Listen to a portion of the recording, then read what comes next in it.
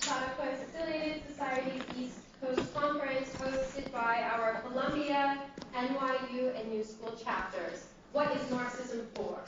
Before I introduce the panel and the panelists for tonight, I would like to take a moment to introduce Platypus. Platypus is a project for the self-criticism, self-education, and ultimately the practical reconstitution of a Marxian left. At present, the Marxist left appears as a historical ruin. The received wisdom of today dictates that past failed attempts at emancipation stand not as moments full of potential yet to be redeemed, but rather as what was, utopianism that was bound to end in tragedy. As critical inheritors of a vanquished tradition, Platypus contends that, after the failure of the 1960s New Left and the dismantlement of the welfare state and the destruction of the Soviet Union in the 80s and 90s, the present disorientation of the left means we can hardly claim to know the tasks and goals of social emancipation better than the utopians of the past did. In Platypus, we hope to reinvigorate a conversation on the left that has long since fallen into senility or silence, in order to help found a new and emancipatory political practice that is presently absent. What has the left been, and what can it yet become?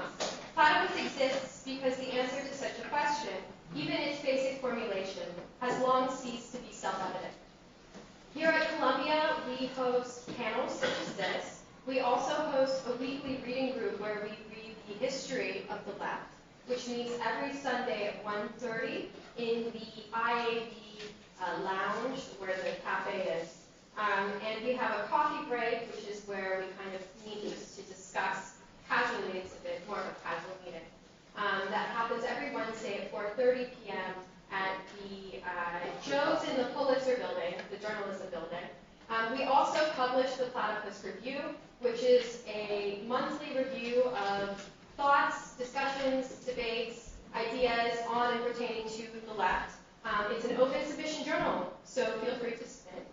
And please write your email down on the sign-up sheet over here if you want to get involved at Columbia or elsewhere in New York. You can tell us where you're located, and we can put you in touch with people.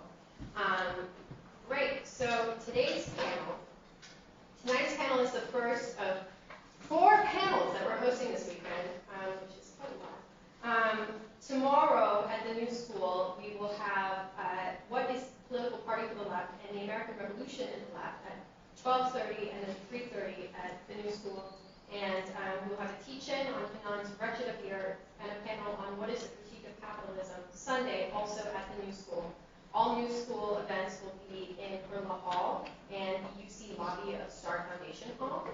Just a note, the 2 panels tomorrow have swapped places, so the American Revolution panels happen first, and then the political party. Oh, this is out of date. Okay, sorry. It's okay. But they'll both be tomorrow. Anyway, now on to tonight's event. What is to be done? Which way forward for the left? Millennial Marxism came into its own at the start of the 2010s. Now, a decade later, millennials have been tasked with teaching their experience to the next generation.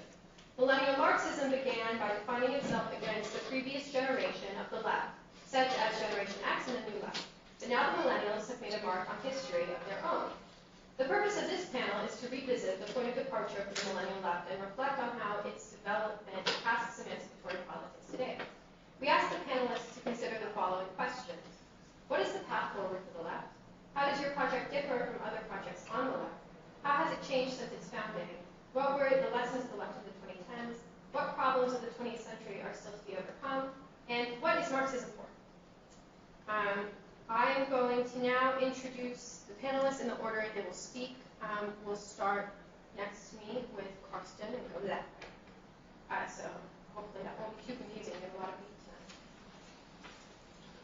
Karsten Struhl teaches political philosophy and cross-cultural philosophy at the New School for Public Engagement in New York City. He has also taught for many years at John Jay College and at the Delphi University. He has co-edited Philosophy Now, Ethics and Perspective, The Philosophical Quest, A Cross-Cultural Reader, and When Young People Break the Law, debating issues on punishment for juveniles. He writes about Marxism, Buddhist philosophy, human nature, eco-philosophy, the abolition of the retributive penal system, and nonviolence. Next to him is Phillip. Phillip is a member of the anarcho-syndicalist union FAU Free Worker Union, and a delegate for the North American region in its international committee. He holds a Master of Philosophy in Social and Developmental Psychology from the University of Cambridge and a BA in Philosophy and History from the University of Münster, Germany. And he currently studies philosophy with a minor in capitalism studies at the New School. He has published on the formation of racial stereotypes in the Journal of Social Psychology and Personality Science, and conducted archival research on the anarcho-syndicalist movement in Germany. His current research focuses on the dialectics of state and capital in the second wave of globalization. To his left is Oscar Lloyd, who is an undergraduate at Columbia University and a member of Student Worker Solidarity.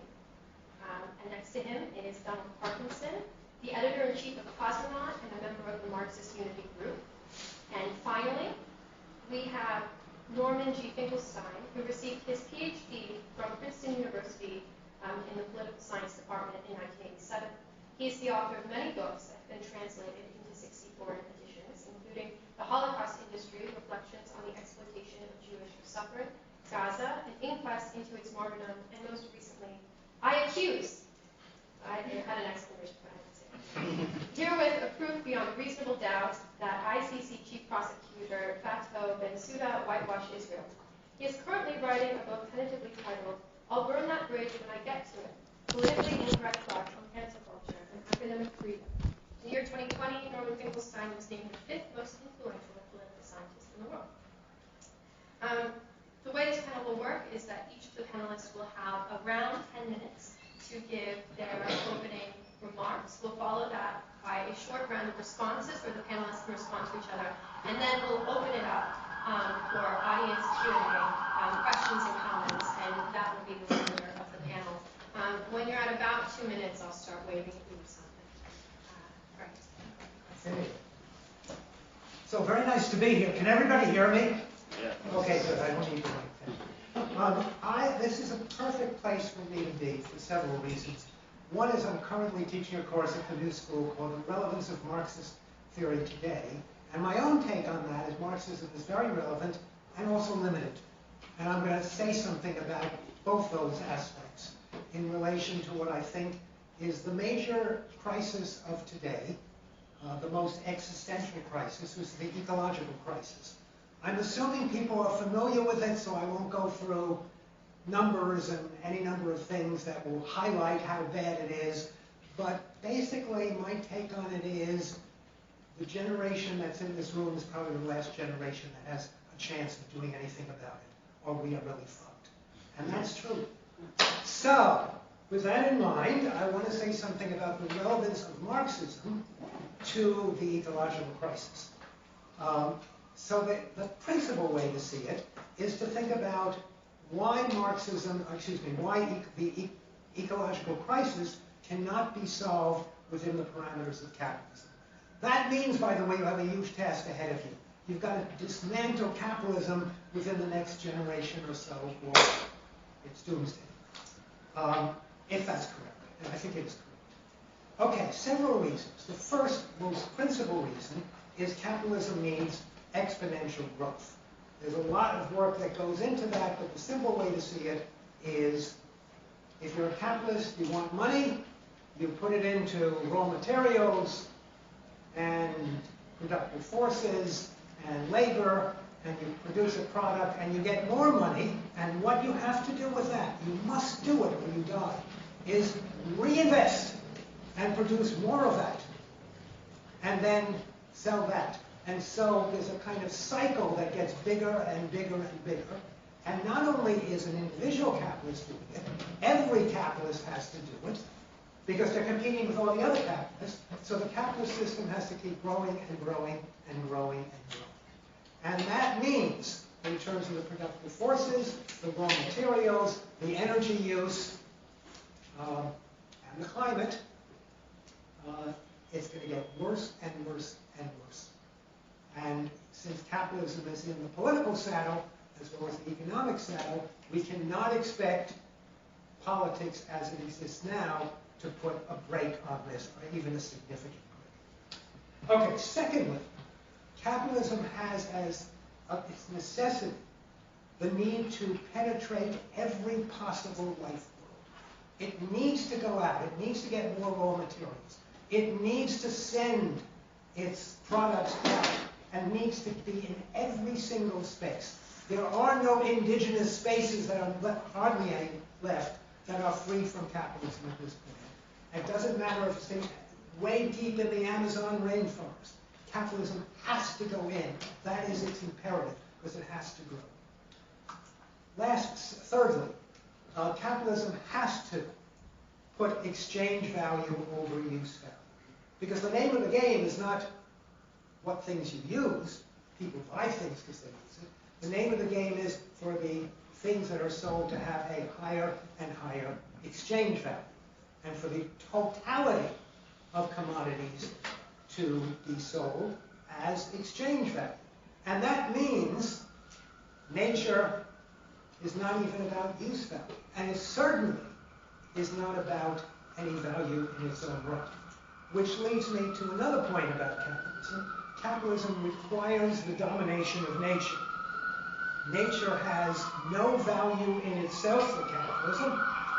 It is simply a resource. Let the industrial machinery. It's a resource for capital accumulation.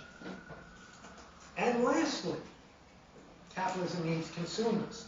And so it needs to foster cravings for consumer items. It furthermore needs to foster greed for more things and for more money and for more of everything. And in terms of the ecosphere, that is disastrous. Okay, that's the first part of what I want to say. This is the relevance of Marxism. But Marxist traditional thinking falls short. And it falls short not necessarily because Marx himself could not have eventually conceptualized this. Some of you may know of the work of John Bellamy Foster on Monthly Review, has done marvelous things to show that in Marx's notebooks and other writings, he had the seeds of what could be very good ecological thinking. Nonetheless, the Marxist tradition, based on Marx's writing and the way that tradition has developed, has a view of socialism which itself would be perhaps less disastrous than capitalism to the biosphere, but nonetheless disastrous. I want to say something about that. So let me just indicate, before I say that, the invitation. It is necessary to dismantle capitalism in order to save ourselves, to save other species. Maybe not all life forms. Some tiny life forms will continue, probably, but it's going to be bad for us. If we don't do that, it's doomsday. On the other hand, the vision of communism that has at least come down within Marxist circles, some people will argue it wasn't Marx himself, but in any case, that vision has several problems. The first is that Marxism is portrayed by most Marxists traditionally as productivist. What that means is that Marx understood the goal is to develop and increase the productive forces. You can see this in several different ways. One of the ways you can see it is that the whole conflict between the relations of production and the forces of production is that the relations of production is holding back the productive forces. And so the assumption is, after the revolution, the productive forces can go full steam ahead. Secondly, you can see it in parts of the vision of communism itself. At this point, as some of you know, the critique of the Gotha program, when Marx talks about the higher phase of communist society, the phase in which it will be to each according to their needs, from each according to their ability, he offers several necessary conditions for this. And one of them, a quote from the critique of the Gotha program, goes as follows. After the productive forces have also increased, and all the springs of commonwealth flow abundantly, then you can have an ideal communist principle. all the productive forces and all the fields of wealth have to flourish abundantly. Last, I want to quote a very interesting French Marxist who wrote a book called Eco-Socialism, a Radical Alternative to Capitalism. And here's what he says, which I think makes a lot of sense. Quote, one often sees in Marx and Engels, and all the more in later Marxists, a tendency to make the development of the productive forces the principal vector of progress, along with insufficiently critical attitude toward industrial civilization, notably in its destructive relationship to the environment. The last reason, I think, Can you say the name of the book? that is Michael Lloyd, L-O-W-Y, French Marxist. The name of the book is Eco-Socialism, a Radical Alternative to Capitalism. The last thing I want to say is Marxism has within it a kind of anthropocentric and, I would argue, Promethean set of assumptions. That is, Marxism has within it an assumption that we have to subordinate nature to human interests in a way that, if you understand eco-thinking, makes no sense. Here's a quote from another American Marxist, died some years ago, was very instrumental in the Marxist ecology movement, named Jabold, an essay he wrote called Marx and Ecology. He argues that in Capital, nature is reduced to an organ subordinate to the master's mind, and an instrument of labor. Indeed, the whole earth is seen as such an instrument. Though the worker is a force of nature, he is opposed to nature, and this opposition is chosen of his own accord. Thus, man is purely active, nature is passive. If you want to see the evidence of this, read the section in Capital on the labor process, and you can see the evidence. Here's another quotation from a Marxist I like a lot, Leon Trotsky, who wrote in an essay in Literature and Revolution, through the machine, man in socialist society will command nature in its entirety. He will point out places for mountains and passes. He will change the course of rivers. He will lay down rules for the ocean. Get it? We'll take all of nature and we'll move it however we wish. This is a recipe for disaster. So, the alternative. Do I have a moment? Maybe quickly. Okay. The alternative is a kind of eco-socialist vision, which needs to challenge the logic of endless growth, which has an ecocentric ethic in which nature has an intrinsic value, which sees ourselves as co-producers with nature, and which develops a new kind of subjectivity, one that recognizes less is more.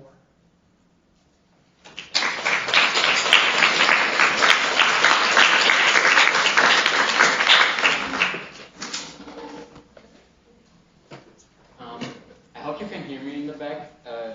It's just that I'm not a native speaker, so sometimes people, when I speak at a distance, don't understand, so just give me a sign when you want me to speak up. And also thank you for tasking us with nothing less than dismantling capitalism within a generation. Even though I know it was announced as Generation X and stuff like that, I want to look back probably 100 years and find some answers about how we can go about dismantling it. And then I'm really happy if we find time later to discuss how to incorporate the ecological aspect into the revolutionary strategy. I'm going to talk about anarcho-syndicalism and revolutionary strategy. First talking about, as I said, the history, especially German anarcho-syndicalism in the early 1920s. In the early 20th century. And then say a word on revolutionary strategy. Who has spoken so far? In recent years, much has been done to decenter the history of syndicalism and trace its radical manifestations outside of Europe. While it is true that anarcho-syndicalism was, in the first instance, a revolutionary movement in opposition to the capitalist mode of production and the modern nation state, neither of these could be conceived without colonialism and empire. Consequently, it is hardly surprising that syndicalist practices also developed under and against conditions of colonialism. I can only allude here to the collaboration of Italian anarchists with Egyptian workers in the construction of the Suez Canal, the organization of radical Irishmen with militant African and Indian workers in South Africa against racist business unions, and finally, to the early manifestations of syndicalism in the industrial centers of Brazil and Sao Paulo and at the shores of Argentina.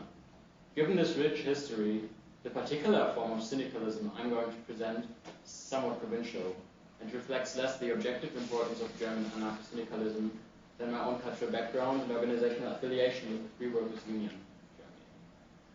The reception of syndicalist theorems in Germany began in the early 20th century. It was inspired by the success of the CGT, who had attracted a membership of over 500,000 at the time.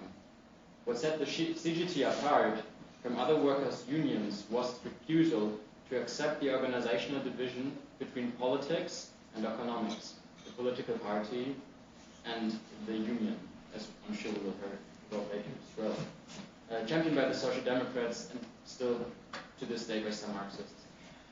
Already in 1904, a precursor of the FAU called the Free Confederation of German Unions split from the bureaucratic business unions, whereupon its members were banned from the Social Democratic Party of Germany in 1908.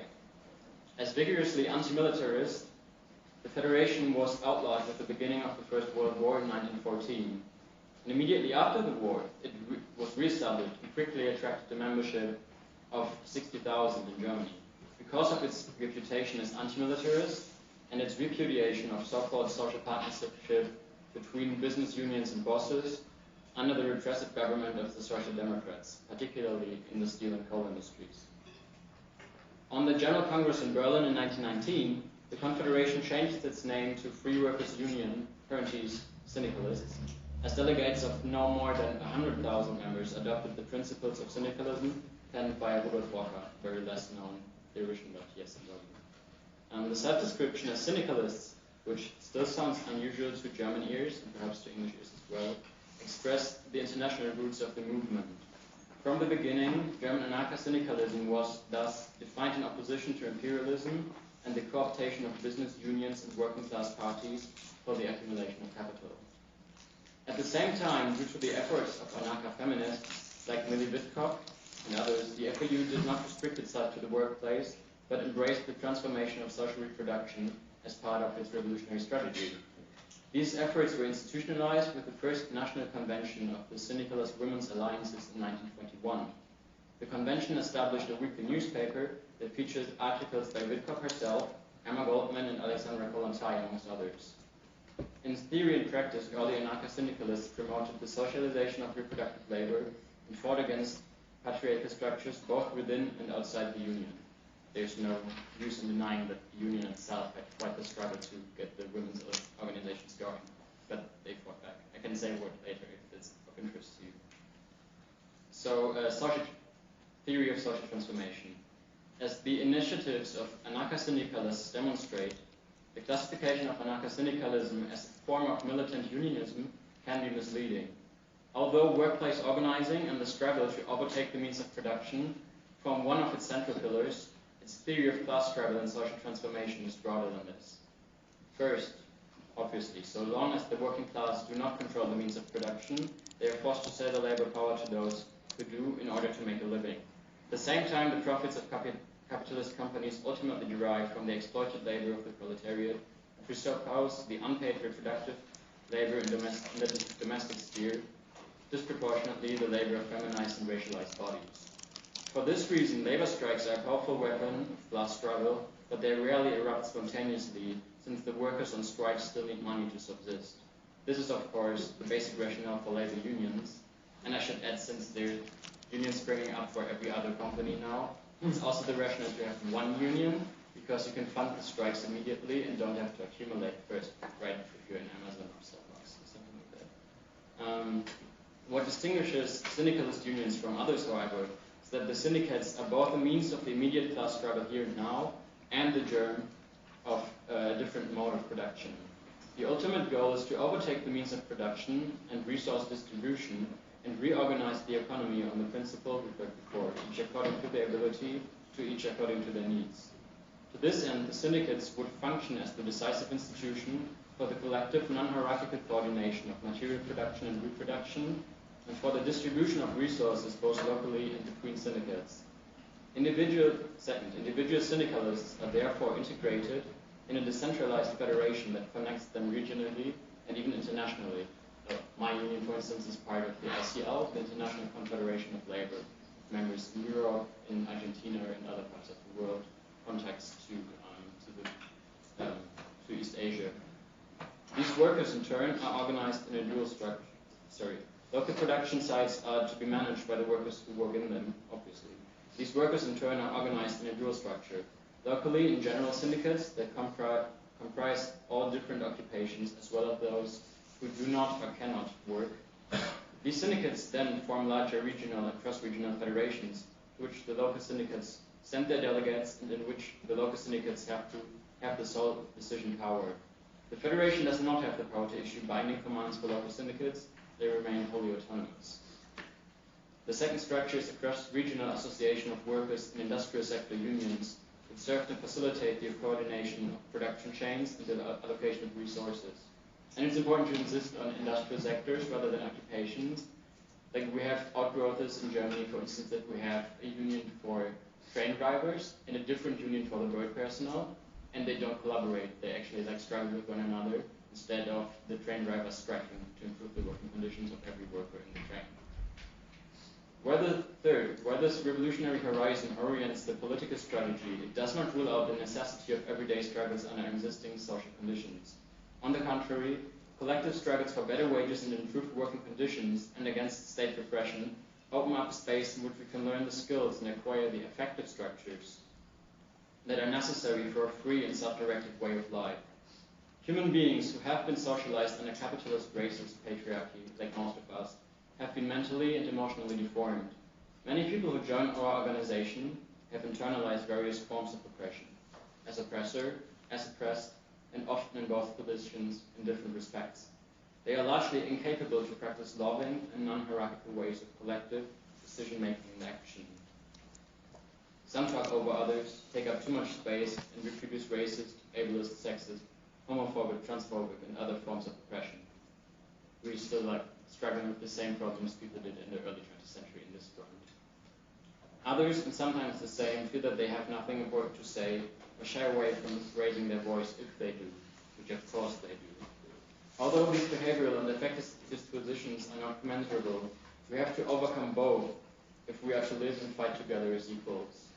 Direct and collective action, as well as practices of mutual aid, open up space for us to learn from one another, point out one another's blind spots in respectful ways, and practice non-hierarchical modes of relating that we will need for the autonomous and equal organization of production, reproduction, and the allocation of resources. Beyond the immediate class struggle, lastly, the syndicate is therefore also a place of collective education. Based on the contribution of waged workers, local syndicates strive to acquire and furnish bureaus or even entire buildings that serve as meeting spaces and host talks or trainings. According to the needs and interests of the local membership, these activities can be and have been expanded into proletarian music groups, reading circuits, youth organizations, collective child rearing, soup kitchens, and much more, all within the framework of a revolutionary union. For the goal is nothing less than a transformation of the whole society and the individual subjects in all spheres of life. I have more examples on what we're actually doing at the moment, but I will hold them back and just say, because I know there are some Hegel scholars in here, perhaps you realize it's nothing other than kind of the argument that the free will that wills itself needs institutional structures for its actualization. As the condition of possibility of individual freedom, we need to organize collectively and put certain institutional structures in place that prohibit domination from within the left of others and open up the space for self-actualization. So it is, in a way, it's in Hegelian thought, it's a reflection of freedom within itself, which has to objectify itself, but not in the state form, and also not in art.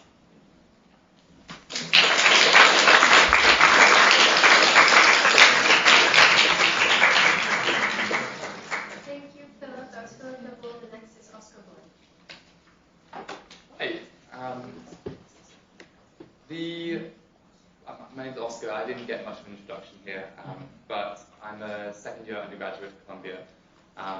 I've been involved in Extinction Rebellion youth in the United States for about 6 years now, and I currently work with Student Worker Solidarity, which is the labor group on campus.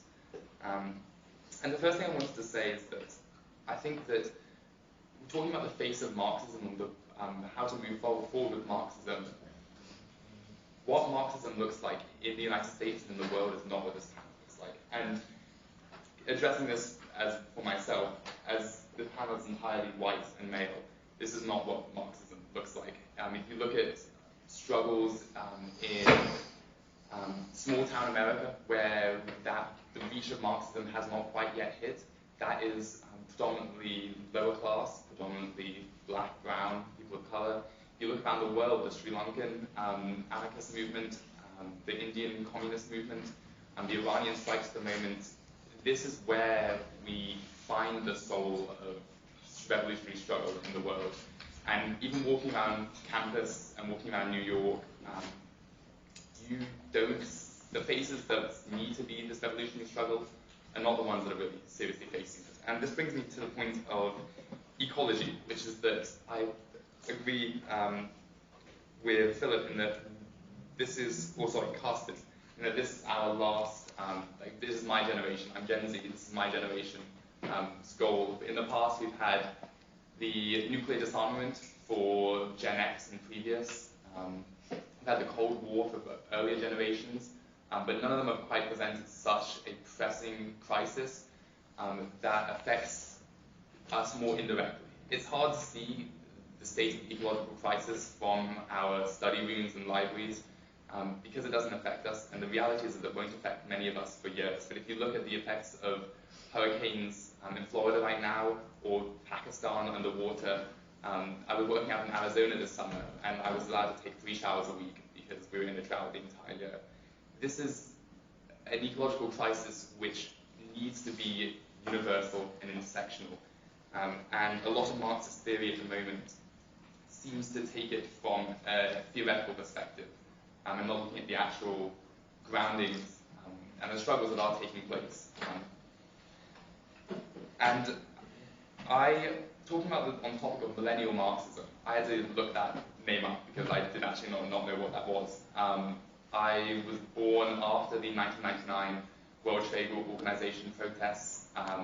I grew up after the 2008 financial crisis. And my growing up was with Extinction Rebellion, Sunrise Movement, the 2020 Black Lives Matter protests, where I saw mainly my generation on the ground. And like continuing that on, it seems to be that youth movements have lost the power that they once had, or that they once seemed to have. And as I'm sure Professor Karsten can attest to, youth movements have made some of the biggest changes throughout history because there is that energy. And I think they've been kind of left behind by a lot of the institutional left. They also represent an interesting example of decentralization in action. All of the youth movements that have been working to fight for ecology, to fight for racial justice, to fight for queer LGBTQ justice, have been almost entirely decentralized. And when you look at leftist institutions, it's hard to find that decentralization quite in practice. Even unions, and I've been working with unions a lot, especially ones on campus and around this area of New York, and they seem to have the same top-down organization where a lot of the members of the union don't understand quite what they're fighting for. And that can lead to disenchantment with left-wing struggle. Has anyone seen the film Do the Right Thing? Or not Do the Right Thing, sorry. Sorry to Bobby, which is about a unionization effort. And the disenchantment that does come when that little like carrot on a stick is put in front of you. And it leads to the failures that we've seen in youth movements, or the failures we've seen in unionization movements. And I think decentralization has been the biggest thing that has come out of the youth movements in the 2010s. The other thing is that looking forward, we are at the brink of a post-scarcity society. And we have 2 paths towards this, because we're at the tipping point in an ecological crisis. where one path is that post-scarcity society. We embrace some sort of technology, we have the technology to move forward with this, and yet there are going to be, I think, 350 million people in the world who are likely to starve this year. That is a reality, but we have the technology to feed that, and a lot of thought, as you heard the Trotsky quote, moves away from technology. If you're familiar with the book Zen and the Art of Motorcycle Maintenance, it addresses this exact problem, where people shy away from technology rather than embracing it, and when we have the ability to move forward with such speed, technology is, in some sense, our future, and this can work hand in hand with indigenous groups and nature in order to move forward in a productive way if it doesn't further an ecological crisis for the sake of some theoretical communism. The next thing I think is that we've seen a lot of, I actually grew up with a lot of opposition from millennials. My partner is the daughter of a congresswoman, and a very left-wing congresswoman at that, who has faced serious pressure from them about organizing on campus, which is exactly not what we should be having when it comes to supporting left-wing movements. If you talk about Marxism, Marxism is not working at the top levels of government as we would ideally see it.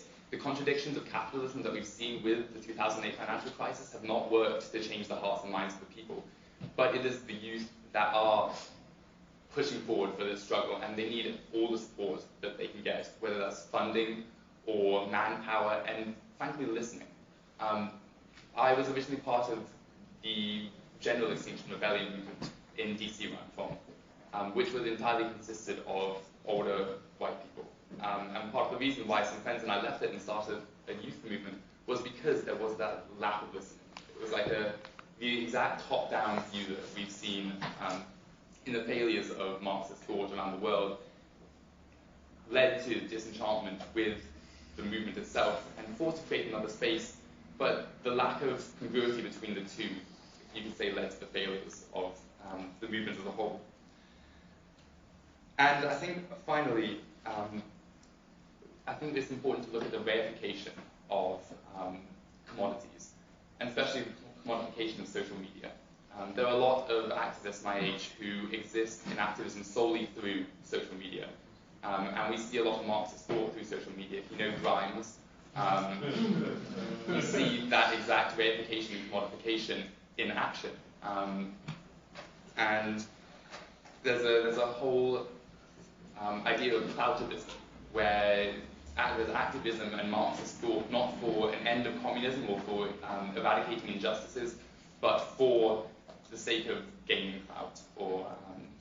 And this is an issue not only with youth. You have Twitter leftists who do this exact same thing for that clout in an online space and don't put the grounds for the action.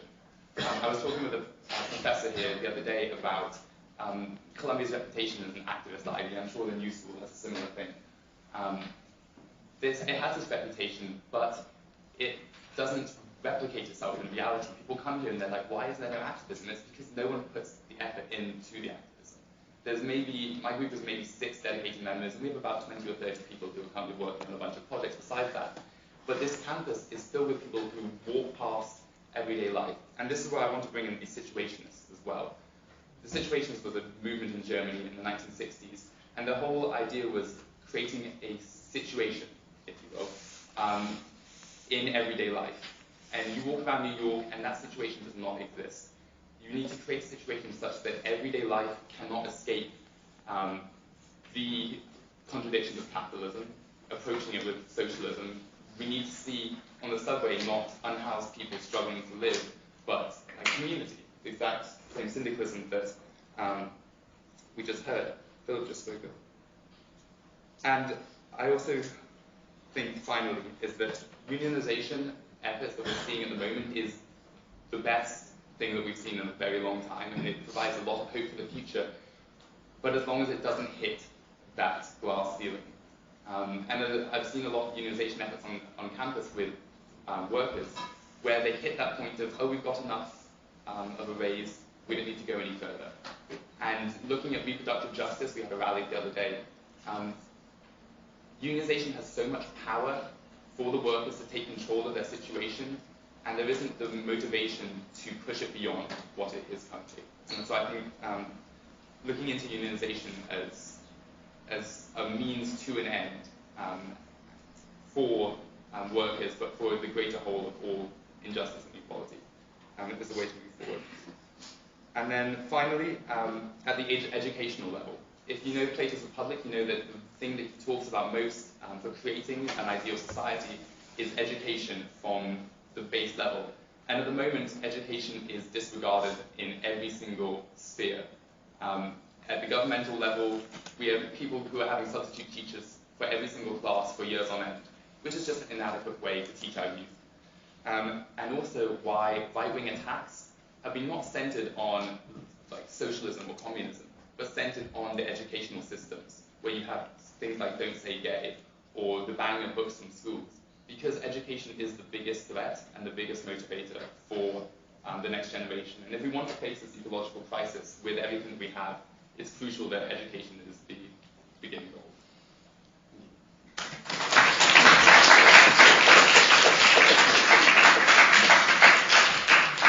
I'm reading off my computer here, so bear with me. So a question that was raised for this panel is, what is the path forward for the left? We've heard the ego-socialist take, we heard the actually a couple more anarchist takes. I guess what I will be putting forward is a more orthodox Marxist take, in defense of orthodox Marxism. So, again, which way forward for the left? The last panel I did with Platypus, I'm pretty sure that we were posed this exact same question. And you know, the one interesting answer that was given was from a guy named Benjamin Studebaker. And he essentially argued that the way forward for the left is to find rich kids. Find rich kids who will essentially give money to candidates and fund these kind of this electoral strategy that he had, which was essentially that we're going to run candidates both as Republicans and Democrats, and they will both take the corresponding positions on the culture war as those parties, but they will both endorse economic populist type policies. I will say this was somewhat creative and funny, and it does pass a bit more as an actual strategy than what mostly is heard in the left. At the same time, I could not help but say that this is completely symptomatic of the lack of faith and the cynicism that is held by most of the left in our ability to actually stake out an independent Marxist politics and actually build a real oppositional movement around the ideas of Marxism. The last great wave, I don't know if you want to call it great, but it was a wave of something like this that was attempted, was the new communist movement. You had RCP, which was really a revolutionary union, Communist Labor Party, Sojourner Troop Organization, et cetera, et cetera. And we all know how that ended, which was essentially the Jesse Jackson campaign, which was, essentially, a one-way door into the Democratic Party. So, when I speak to people who are veterans of the new communist movement, they often say that, their attempts to do this party-building project, their attempts to build like a real Marxist party in the United States, that these are basically their ill-conceived youth, that they essentially realized that, in the end, we tried to do something different, but, finally realized that what we have to do is work in the Democrats and rebuild the left wing of the Progressive Democratic Party. And even those I talked to from the new communist movement from that generation who recognize the pitfalls of this, who reject this, they tell me it's incredibly difficult. It's incredibly difficult to actually do this outside of the Democratic Party. And I think this is not just a question of will, but it is a real question of the actual electoral system in this country and just the way the parties have developed. I could go into that for a while. But the point is that this is a difficult project, and it is most evidently found within the DSA. The question of how to break from the Democrats. Do we break from the Democrats? What does that look like? What are we trying to do as an alternative to Democrats? And, I always say I'm a member of DSA. I'm part of a faction called Marxist Unity Group. And I'll say, that even those in DSA who are fiercely critical of the Democratic Party are very cynical about the possibility of accomplishing something like this. Any kind of support for independent initiatives is basically just met with the specter of the Green Party. You know, you're just going to become like the Green Party cranks. You know, we're not actually, in a way, the Green Party has actually probably hurt the initiative to move past the break with the Democrats and actually build an independent left more than it's actually helped. And I don't really, there are people in the Green Party that I like, so I don't mean to insult anyone. But it has kind of become a reminder of the futility of any kind of politics being the Democrats. So this idea that a break with the Democrats is necessary but not viable at this very moment has been called the dirty break within DSA circles. Our argument is essentially that we will build a socialist presence in the party, not as an attempt to realign the party, but instead to build the political momentum necessary to eventually do break off and to form our own party. The details are murky as to how this will happen, but the hope is that somehow it will happen in the future, and the work we are doing now is somehow building up to this process. I will just say this, I do think there are merits to the argument that, simply using the Democratic ballot line is a purely tactical question. But I don't think that people actually use it as a mere tactical question. I think that in the end, the way that the DSA acts does, and the way that it actually functions in the real world does essentially end up as a Democratic Party pressure group, regardless of the subjective intentions of this idea that we're going to do a dirty break sometime in the future. So what my faction has said is that without a serious commitment to the discipline of candidates, without our own programmatic positions that define us as an independent pole from the Democrats, without an actual commitment to a struggle against the DNC, its bureaucracy, and its lackeys in the NGO complex, there can only be one result, which is that we simply just become Democrats. We become integrated into the party as this radical youth wing in a way, the idealist young progressives with some perhaps challenging ideas, but in the end harmless. I don't have a simple solution to this problem beyond the things that I earlier said, a commitment to discipline around our own program that demarcates us, an agitational and oppositional approach to politics rather than a horse trading reformist approach. And I think that we can see the seeds of such an approach existing in the left. I think that this contradiction is being raised within the ranks of the DSA, and there's a place where, principled Marxists can intervene. And so this is, what my group, the Marxist Unity Group, has taken upon itself to do. So, which way forward for the left? I would phrase this question as which way forward for Marxists? We can act as a Marxist tendency in the broader left to unite as much of the left as we can under a Marxist program and build a party that is premised on organizing the proletariat as the vanguard in the battle for democracy and the destruction of socialism. Right now, the best arena, despite its flaws, is the DSA. And of course, this could change. We're just working with the circumstances that we have. We have to work with the left that we have, not the left that we wish we would have. And we have to fight within it. So how does this project differ from other projects in the left? I would say that one big idea that I think differentiates ourselves from much of the leftist sectarian groups that exist is the idea of programmatic unity, where within a potential Marxist mass party there can be a variety, a pluralism of different ideas on theoretical questions, that a party will not base itself on the ideas of Alan Wood, of Tony Cliff, of Sam Marcy, but it will instead base itself on a political program. That it will be acceptance of this political program as the aims of the organization and as its roadmap, strategic roadmap, that will essentially unite an organization. That will not essentially be like these utopian socialist sectarian groups that we've been dealing with ever since the basically collapse of the Third International and the rise of Stalinism and Trotskyism and all that jazz. I could go on forever about all the potential splits or whatever. The point is I think that basically after the collapse of the Second International and then the Comintern and its collapse into the different Trotskyist and Stalinist factions, there was a regression to an earlier form of organization, pre-Marxist, which was essentially the idea of utopian socialist groups that were organized around the teachings of a particular thinker like Robert Owen, Charles Fourier, Saint Simonist. Instead of Saint Simonist, Fourierist, and whatever we have, Cliffites and Marcyites, et cetera, et cetera. So it's been an aggression. And so our idea is to move past this regression and to refound the Marxist left around this idea of programmatic unity. This is what our project in DSA is premised on.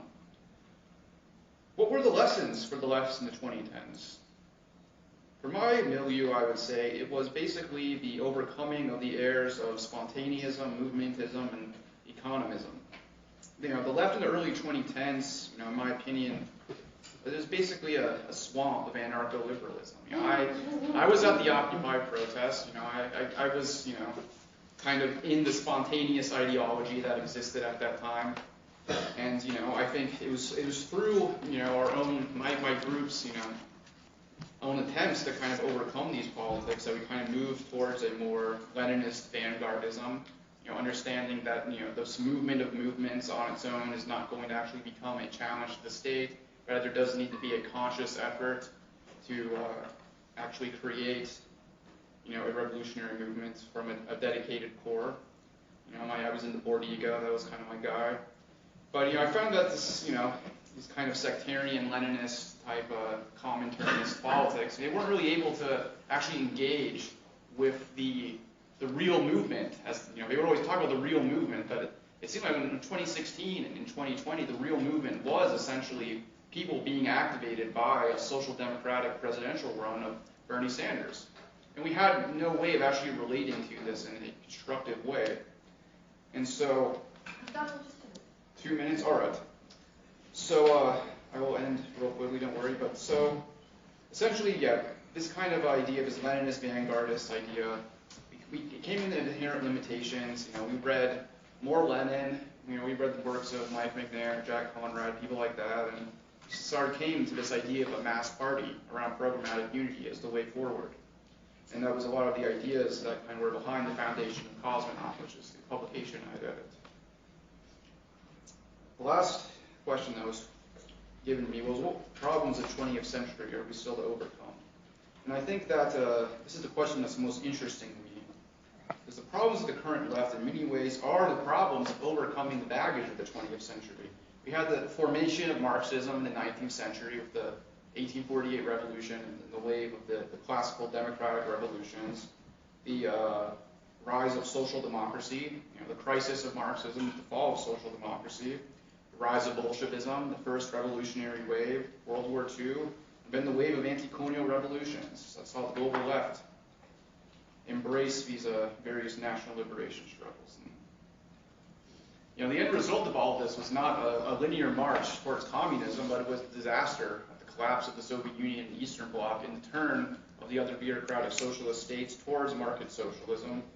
And so what has happened is essentially a massive loss of faith in the idea that we can overcome capitalism. And in essence, the left today has essentially dedicated itself to managing capitalism in various different ways.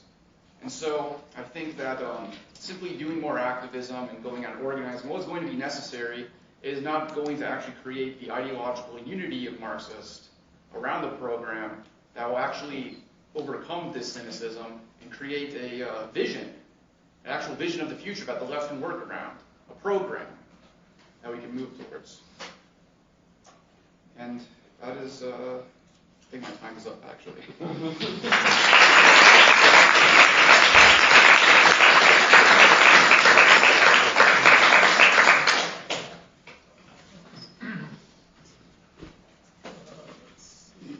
Professor, if you'd like to say mic right there that you can use, it's right next to you. So. You're afraid my voice won't carry it, Well, you're the lucky one standing next to the microphone, so why not take So it was the... an allusion to my senility. Now you're just getting special treatment. Okay, well, I pondered the topic for this evening's panel. Wasn't certain what should be my point of departure, and then decided I would speak on the experience of my generation when I was roughly the age of the people in this room, or the majority of people in this room, and to look at what can be learned from that generation and where things now stand for your generation. So I titled the talk Marxism and Third Worldism, which was basically how that era played itself out. And as I thought about this morning, I came up with what I think were three major premises of that era. Premise number one was that the working class in the industrialized world, which meant basically the United States and Europe, the working class had ceased to be, in the Marxian sense, a revolutionary force in society. There was the occasional eruption of what appeared to be a working class radicalism, most notably in France in May 1968, but that proved to be short-lived, ephemeral, and it didn't have any real subsequent repercussions elsewhere in the industrialized world. And that de-radicalization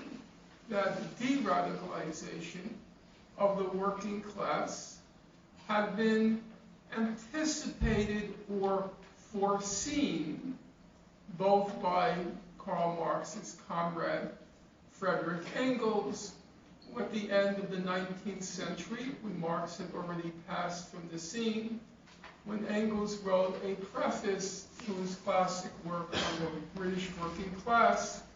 He mentions this phenomenon called the emergence of a labor aristocracy, namely at least a tier of the working class which had benefited from the monopoly position that British capitalism occupied in the world.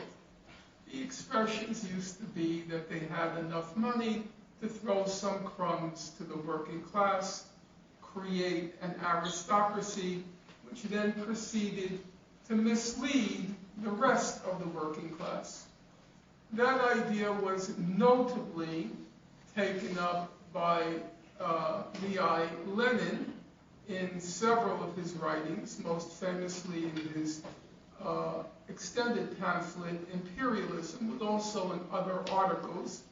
For those of you who are interested in the subject, it's actually a very good short article, because I know your generation likes short, as it would come to about 1,000 tweets, which is how you people calculate.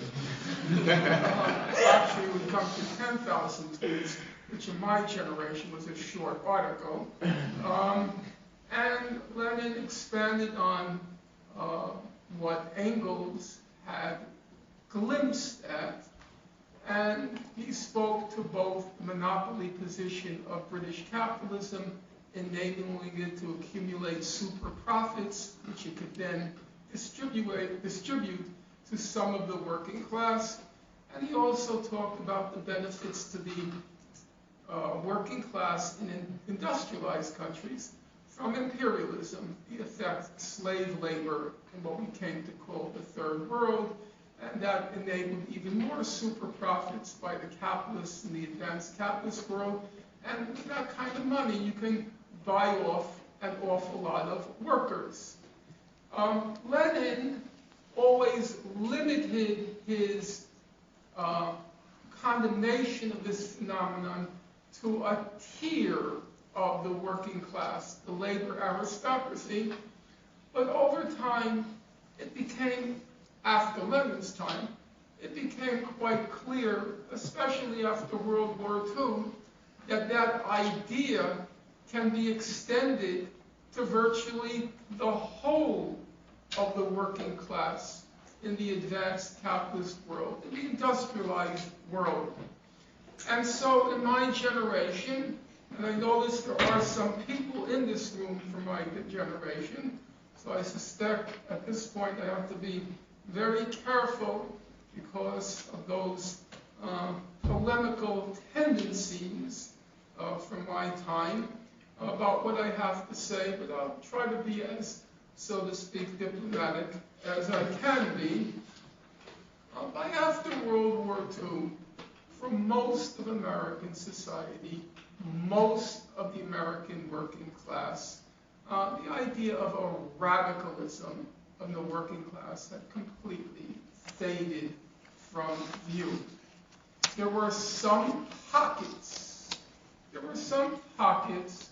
of poverty in the country, most famously memorialized by Michael Harrington in his book, The Other America.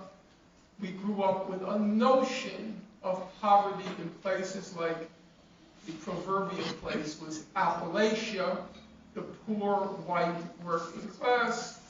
But apart from those pockets of poverty, in addition to the real poverty among African Americans writ large, not just pockets, the American working class was doing just fine. The test of any system, the test of any social system has always been its capacity to provide for the next generation a higher standard of living than for the preceding generation. And by that test, the U.S., the United American society, European society, it was meeting that test. People were coming out, if I could speak for Jews, were coming out of the Lower East Side, and then they were making it in American society. And that was true of most ethnic groups and the American working class in general. And so the whole agenda had radically changed in our society for people who call themselves leftist or even radical. So what did it look like in our society? First of all, we criticized not poverty, but we criticized the boredom of excess. In the 1950s, there was a famous song by, her name just slipped my mind, but it'll come to me, Malvina Reynolds. None of you will ever have heard of it, to your detriment, I think. It was called Little Boxes. And the song calls Little Boxes, I have a horrible voice, brace yourself. Little boxes on a hilltop, little boxes, they all look just the same. And they're all made of ticky-tack, little boxes, all the same. And it was about the monotony, the boredom, the ennui of basically a middle-range prosperity. When I studied Marxism in the 1960s, we did not study the Marxism about, so to speak, the contradictions of capitalism. That's not the Marxism we studied. Marx's Das Kapital, his economic writings in his mature years, as it was called back then, were not studied. What was studied was the phenomenon which was traced to Marx, though it long predates Marx, the phenomenon of alienation. That is to say, being bored with your work. Now that's a very different thing than your generation. Our generation, we assumed there would be a job out there when we graduated. We assumed it would be a reasonably well-paying job. The problem is, it was a boring job. And it was, the problem was conceptualized as the problem of alienation. So Marx in his work called his early writings, the economic and philosophic manuscripts, the Holy, Holy Family. The Holy Family. They dealt with these issues of alienation, and that's what we studied back then. Even Monthly Review, which was a pretty orthodox Marxist magazine, probably its most notable book in the 20th century was Labor or Monopoly Capitalism in the 20th Century, which was about labor alienation. It was not about the problems that your generation faces. In fact, just another personal note, I have to be careful about time. Yeah, I'm worried you're getting close to the end and we've only heard one of three premises. Yeah, okay. Okay, I'll move on. So, the first premise was that the working class in the metropolitan countries had ceased to be a revolutionary force. The second premise was that the revolutionary force had moved to what was called the Third World, what Frantz Fanon, and notice you have them on your syllabus for this weekend, what Frantz Fanon famously called the wretched of the earth, that they had become the revolutionary force, and in my era, it seemed like actually a possibility plausible. I remember when I was roughly your age, we thought to ourselves, Russia, the largest landmass in the world, or the Soviet Union, was socialist. China, the most populous country in the world, was socialist. And then we had, or what appeared to be, revolutions in Vietnam, Laos, Cambodia, Mozambique, Angola, Guinea-Bissau. Most of these things mean nothing to you, but they meant an awful lot to people like myself. I remember reciting that list to my skeptical, quote-unquote, petty bourgeois friends, telling them that they were obviously losing sight of the revolution, which is imminent, or anyway, the dictatorship of the proletariat. There was a lot of illusion. It's unclear to what extent these were revolutionary movements or Marxism was, to use the sociological jargon of the time, or whether Marxism was just a modernizing ideology behind which there really wasn't much radicalism.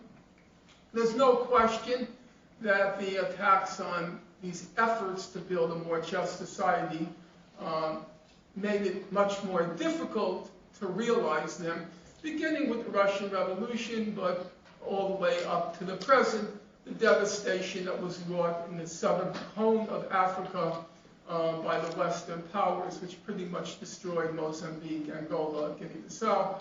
Those experiments, let alone what happened in Vietnam, Laos, and Cambodia.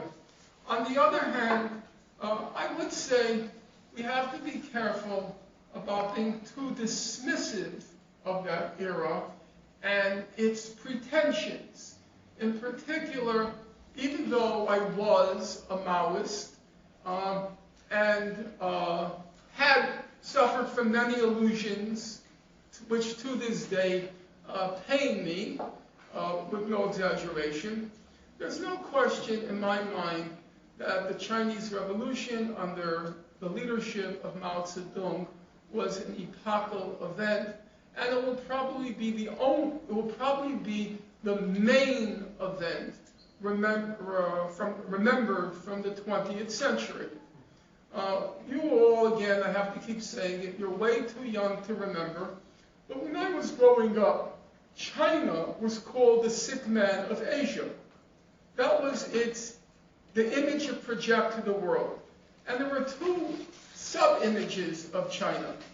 Number one, it was the Chinese coolie pulling the British gentleman in the rickshaw. And number two were the famines, the periodic famines in China. China, the sick man of Asia. That was the beginning of the 20th century. The beginning of the 21st century, it's China, the cutting edge of world capitalism.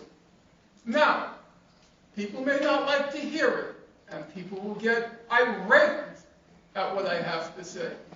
But the bridge from China, the sick man of Asia, to China, the cutting edge of world capitalism, the bridge can be spelled out in 3 letters. Mao. Mao Zedong. That's a fact. I don't think that fact can be reasonably, rationally denied. There's the best biography now of Mao is by a British writer, Phillip, I think is his name. I checked it this morning. Yes, Phillip Short. And the title is very revealing. The title is called Mao, the Man Who Made China. Mao, the Man Who Made China. What does that mean? It means it in the most literal sense. There was no China at the beginning of the 20th century. China was a notion. It was not a nation. It was a sack of potatoes divided up between warlords and the Western powers. Mao created from that notion of China the nation of China. Now, I say I am an ex-Maoist. I recognize the 10,000 crimes that were committed under that regime. On the other hand, I think a realistic balance sheet has to include what, in my view, is the most spectacular, stupendous achievement of the 20th century, the transformation of China into what it is today, namely the major rival of the United States. Could you conclude? Yes. Thank you. And I'm going to just now, the last comment, namely the lessons for today. First lesson, there no longer is a labor aristocracy in the United States. The slogan of the 99% is, roughly speaking, an accurate slogan. I would say it's more like 80%. About 20% are doing just fine, thank you, and better than fine. About 80%, your generation in particular, it's a complete disaster. Marx, when he wrote in Capital, at the end of Capital, he talked about what he called the absolute general law of capitalist accumulation.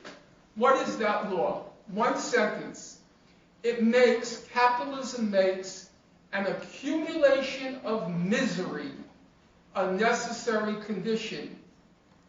Wealth at one pole is therefore at the same time accumulation of misery, the torment of labor, slavery, ignorance, brutalization, and moral degradation at the opposite pole. I think that's a pretty good description of where our society has come at this point in time. The accumulation of wealth at one point, the accumulation of misery at the other pole. So, contrary to what I heard from the speakers this evening, or most of the speakers, I think there are very many illusions about the past. I lived through it, and I think a lot of what's being said is illusory. I'm actually very optimistic. Number one, there has now been a proven radical, I won't say revolutionary, a proven radical potential of your generation, which was encapsulated and revealed in the Bernie Sanders candidacy in 2016 and 2020. It was an absolutely exhilarating moment to live through.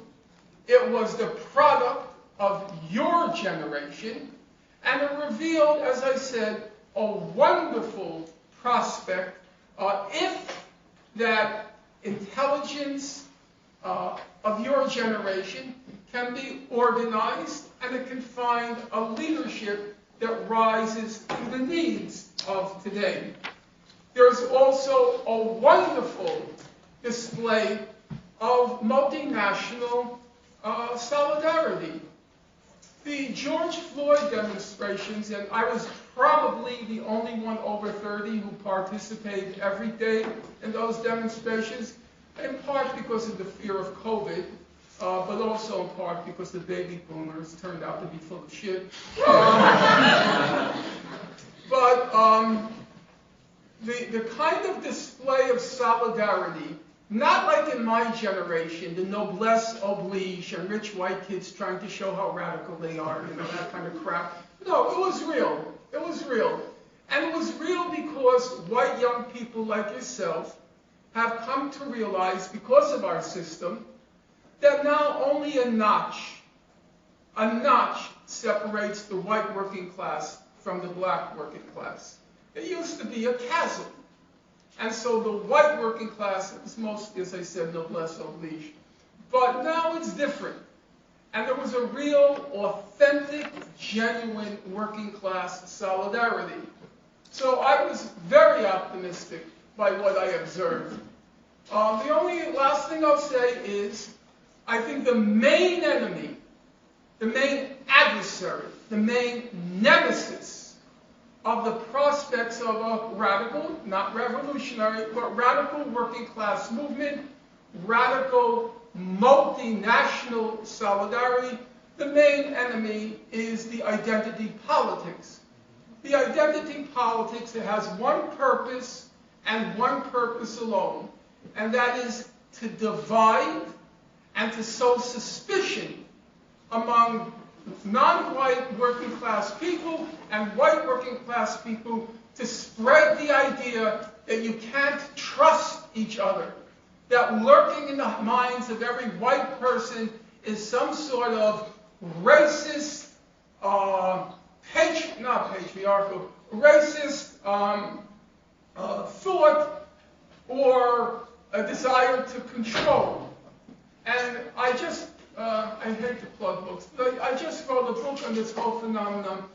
And if you look at people like Kimberly Crenshaw, Robin DiAngelo, Ibram X. Kendi, Ta-Nehisi Coates, in all of the books, the one theme that runs through all of them is, number one, we have more not in common than we have in common.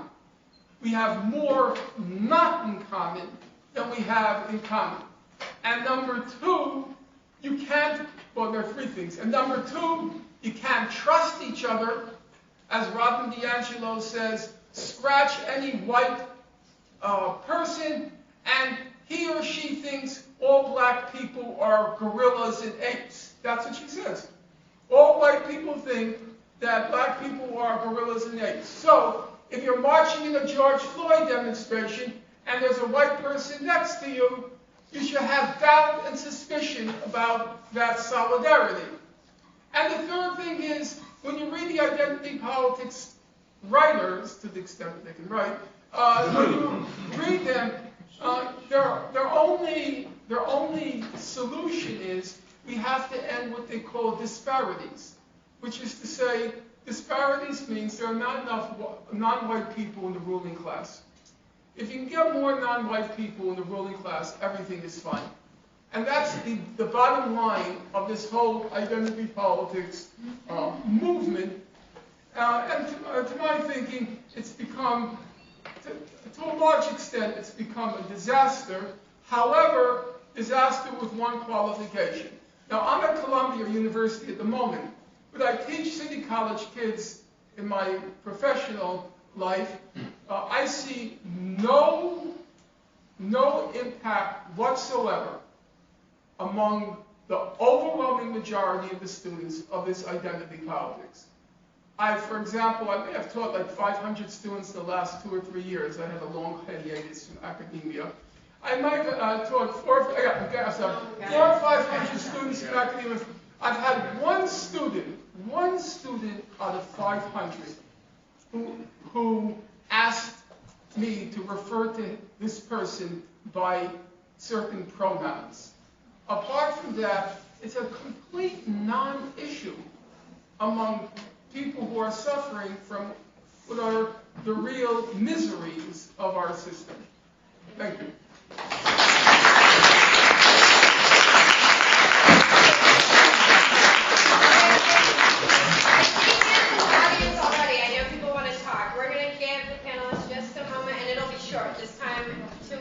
Done. To respond to each other, and then we'll open it up to questions, and hopefully we'll have a good discussion.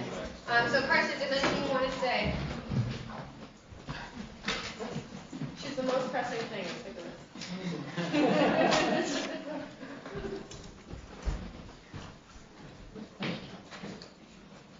I'll just say one thing. I'm not sure I want to see as a whole be a Marxist left, even though I consider myself Marxist. I think Marxism has very useful things to contribute. I think radical syndicalism has useful things to contribute. I think some people in the eco-green movement have useful things to contribute. I even think that there are some elements of identity politics which have useful things to contribute.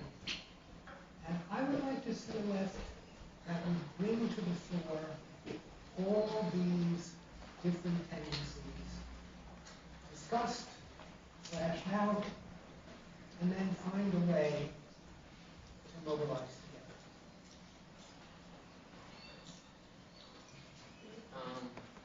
Yeah, I just wanted to raise two thoughts, and I'm interested to hear your comments on that. When you noted that there was no labor aristocracy today, or at least not to the extent that it used to be. And I mean, I come from an economic background, right, in Europe, in Germany, in the UK.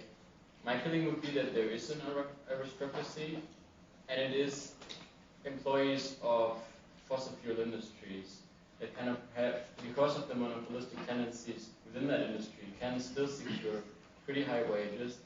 And you see that. I think your experience with the unions kind of mirrors that. I've also been at demonstrations where kind of coal miners in Germany showed like Hitler greetings and said like, fuck you leftists, we don't want to work in class politics. And the only reason I can make, like the only way I can make sense of that is that there is like certain strategies that get afraid from the necessary consequences of climate change, which is to go out of fossil fuels, and kind of that there's this split at least within the working class. And I would like to hear your thoughts on that perhaps later. And then I wanted to say a word on so-called identity politics.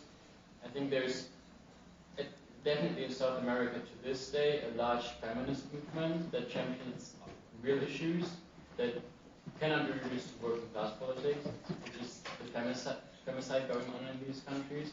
They stand up under calling it out as not one person, not one woman more, because they are killed by the thousands. And to reduce this to like non-issues, I think is a little daunting. I think those movements are really radical in South America at the front, and they're also Marxist to a large extent. They kind of have different ideas of how to bring those things together, but it's one of the most radical movements we have on this large continent at the moment. And I think this should not be neglected in a discussion about contemporary politics. I have another thing to say about that identity politics, which I think if you look at the murder, if not assassination, of trans women in the United States, especially black and brown trans women, it is an epidemic. And this is not something that's far from home, as the South American femicides may be. In Texas, there were multiple per week. This is not an issue that is like something that we should completely reduce. The other thing is, I think that it's important to focus on what the goal of socialism or communism is, which is to create a life in which people have economic freedom and social freedom, and to reduce poverty levels. And that comes from the ground level up. And while Bernie is an instrument that should be used, and like it was what got me into socialism as well. There is no one like Bernie in the left anymore. And if you look at the upcoming midterms elections, there's no one like that even standing up for it. There's no presidential candidate. There does not appear to be a future for the political left. But there is a future in the movements that have arisen, and you call it movementism, and I think that's a bit of a reductionist argument, but that is what gets people motivated. I spoke with this organizer in Harlem just last week who is queer, uses they them pronouns, and has been to prison I think 6 or 7 times in the past 2 years for occupying spaces which the government or the state of New York has been trying to take away from them and build and gentrify Harlem. And that is the ground level impact, which is the power of leftism, is that it takes the struggles of ordinary people and like shows them on a global level and allows us to like help and stand in solidarity. and fight to increase like working class people. So, about the question of movementism, I think that, with the collapse of the Soviet Union and the kind of cultural turn, academia, you have what they call the rise of the new social movements. You have the women's movement, the environmental movement, the queer movement, and et cetera, et cetera. I think the problem is not, the issues that these movements bring to the fore, but I think it's just the fact that we've completely lost, we've lost faith in this idea of having a Marxist analysis that is that can unite these different concerns into a common political program that can actually create a social force that can address the crisis of our time. I think the fragmentation that we're speaking of, it's real, and I think there is often legitimate reasons for these kind of independent, autonomous organizational efforts, and I don't think they shouldn't exist, obviously, but I think we need to be thinking about how to actually create a unification and actually create a social force that can actually challenge the rule of capital, challenge the rules of capitalist state, develop a workers' republic that can engage in the ecological crisis, can engage in the massive economic disparity and destruction, and also challenge the imperialist crisis that is happening today. The world seems to be very close to a potential nuclear war. And I don't think that we can successfully challenge the capitalist state if we only have a kind of rainbow coalition of different movements that all have their own concerns. And I think this is, what I would say is like my criticism of identity politics on that question. But, yeah. I'll let the audience go. Okay. Sid was his at first, so you go first, and then I'm thinking I've noted a few patterns. So I won't go on at undue length. I'll try not to. I have fundamental differences with everyone in this panel, so I don't want to go through them one by one. Norman, I think to sort of put it in generational terms, so my generation had this illusion, had that illusion. I'm roughly your age, and I had a very different political experience. I did not share those illusions. I did not dismiss the Western working class as hopelessly aristocratic.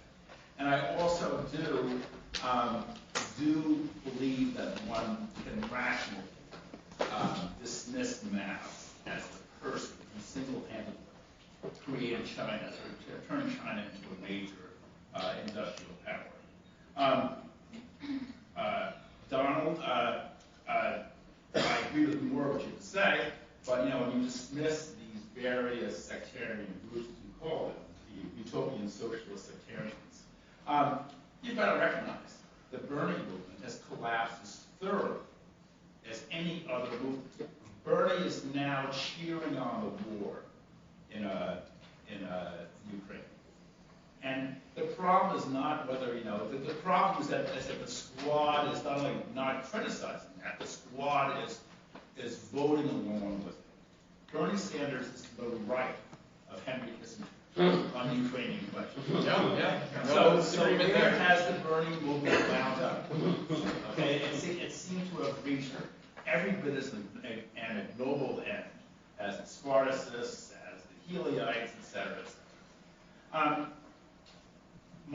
But I wanted to concentrate on Mr. Karsten. This is the correct name. Of course, you don't want a Marxist movement because your views are profoundly anti-Marxist. 2 billion people in this world live on less than $2 a day. They have got to be brought up to an acceptable standard of living. Now, I don't believe that you got an SUV in every car or a widescreen TV in every house, but they've got to have food on the table, they've got to have dignity, they've got to have an adequate living standard, and they need the material substance that will make that possible.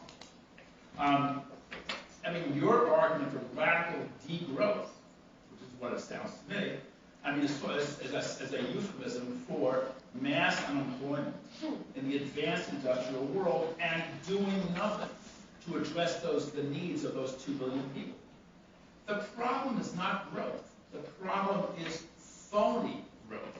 We are not seeing growth. We are seeing an illusion of growth promoted by the bourgeoisie, and their numbers are inflated by their parasitic, vampiristic, denuding of society and nature of all wealth. They are not growing, they are making the world poorer. Socialism stands for real growth, real production. And I don't think you understand what the domination of nature means.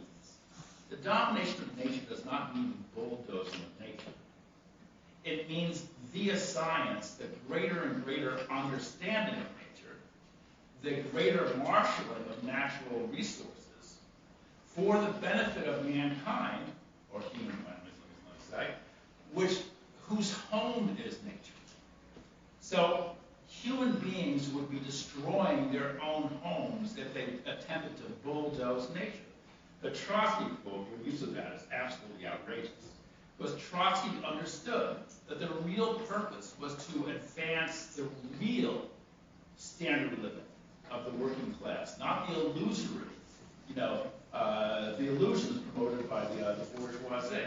And so I think that in labeling phony growth as real growth, you are actually providing an apology for capitalism at this stage of development, failing to point out how impoverished it really is in the phony nature of this growth cycle. I think that's about all. Would you like to respond? I'll just respond to one issue. I don't think it's accurate to say that Bernie is to the right of Henry Kissinger. I'm not here to defend Bernie Sanders. He's more than able to defend himself where he put to the test, I think. Henry Kissinger has been arguing that our main enemy is China, and that it's a error on the part of the Biden administration to put so much pressure on Russia that it ends up going into the Chinese camp. So it's not as if Henry Kissinger has an enlightened view on the war in the Ukraine. He just doesn't think it's strategic, or a more enlightened view than Bernie Sanders. He just doesn't think it's strategically wise, since we should be focused on trying to defeat China. Now, having said that, I do think that listening to the other panelists, there was a major lacuna, gap, which was just mentioned a moment ago by Mr. Parkinson, or Conrad Parkinson, and that is, there is the ecological crisis, there is the economic crisis, and I feel as if you read the morning headlines, in the top of those two crises, your generation is sleepwalking into a catastrophic war. Whatever you might think about Mr. Trump, I think that Mr. Biden on the international scene and his advisors, because it's hard to say how much he's in command of what's going on, are now putting us on a war footing with China after the war footing with Russia. And this is, by any rational calculation, this is complete and total insanity. That if you're now picking a war with China, and the problem is not only what the ruling elite is now contemplating, the problem is there's absolutely zero anti-war opposition in our Congress. And that really is quite shocking, I have to say. The fact that Nancy Pelosi just walks over to Taiwan for no other reason than to stir up trouble. Nobody has yet given any coherent explanation.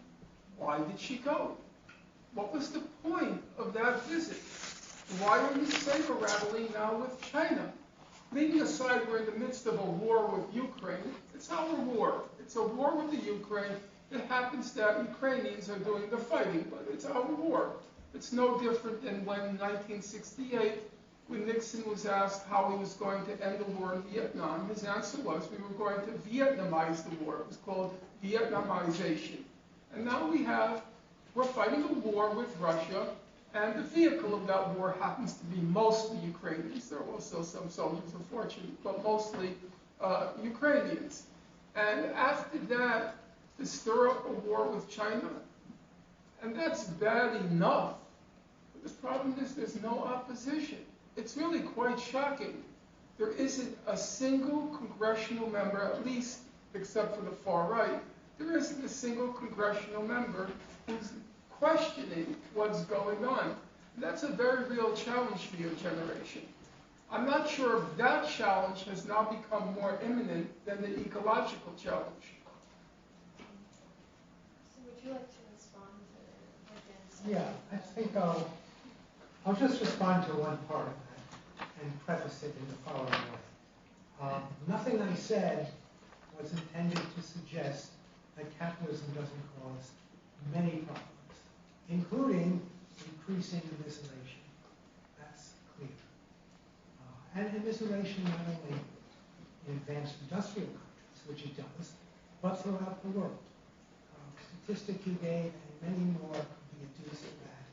And there's no question that there's an accumulation of impoverishment on one hand, and another small minority of people who will be accumulators. Having said that, we face an existential crisis. I mean, a crisis for the life of humanity and for many other creatures. I think I didn't make that argument.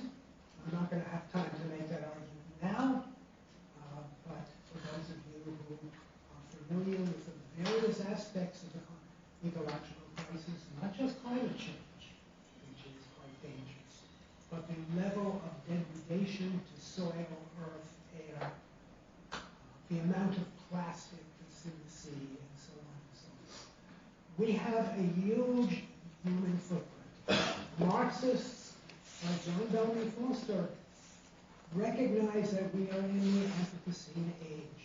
And this is an age in which human beings' impact on the planet threatens all of us. I'm not going to argue that now, I'm just going to make that clear. If that's true, then that needs to be addressed.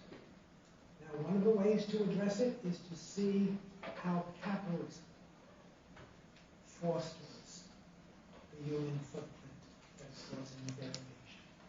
And it does it in a number of ways, I listed 5. But since you picked up on the notion of growth, I think the primary way it does it is that capitalism is a system of exponential growth. Marx recognized that quite clearly. Wonderful lines in the Grundrisse about that. There's no way around that. As long as you have capitalism, you will have exponential growth. And the problem gets worse. The question is, if you remove capitalism, have you fully solved the problem? And my claim is, no, you have not fully solved the problem, because the ideology of growth has a long history. You can take it back to Abrahamic religions. You can move it into the Enlightenment. You can see it in Francis Bacon. You can go through any number of things, and you can see it in socialist thinkers, including socialist thinkers who wore the mantle of Marxism.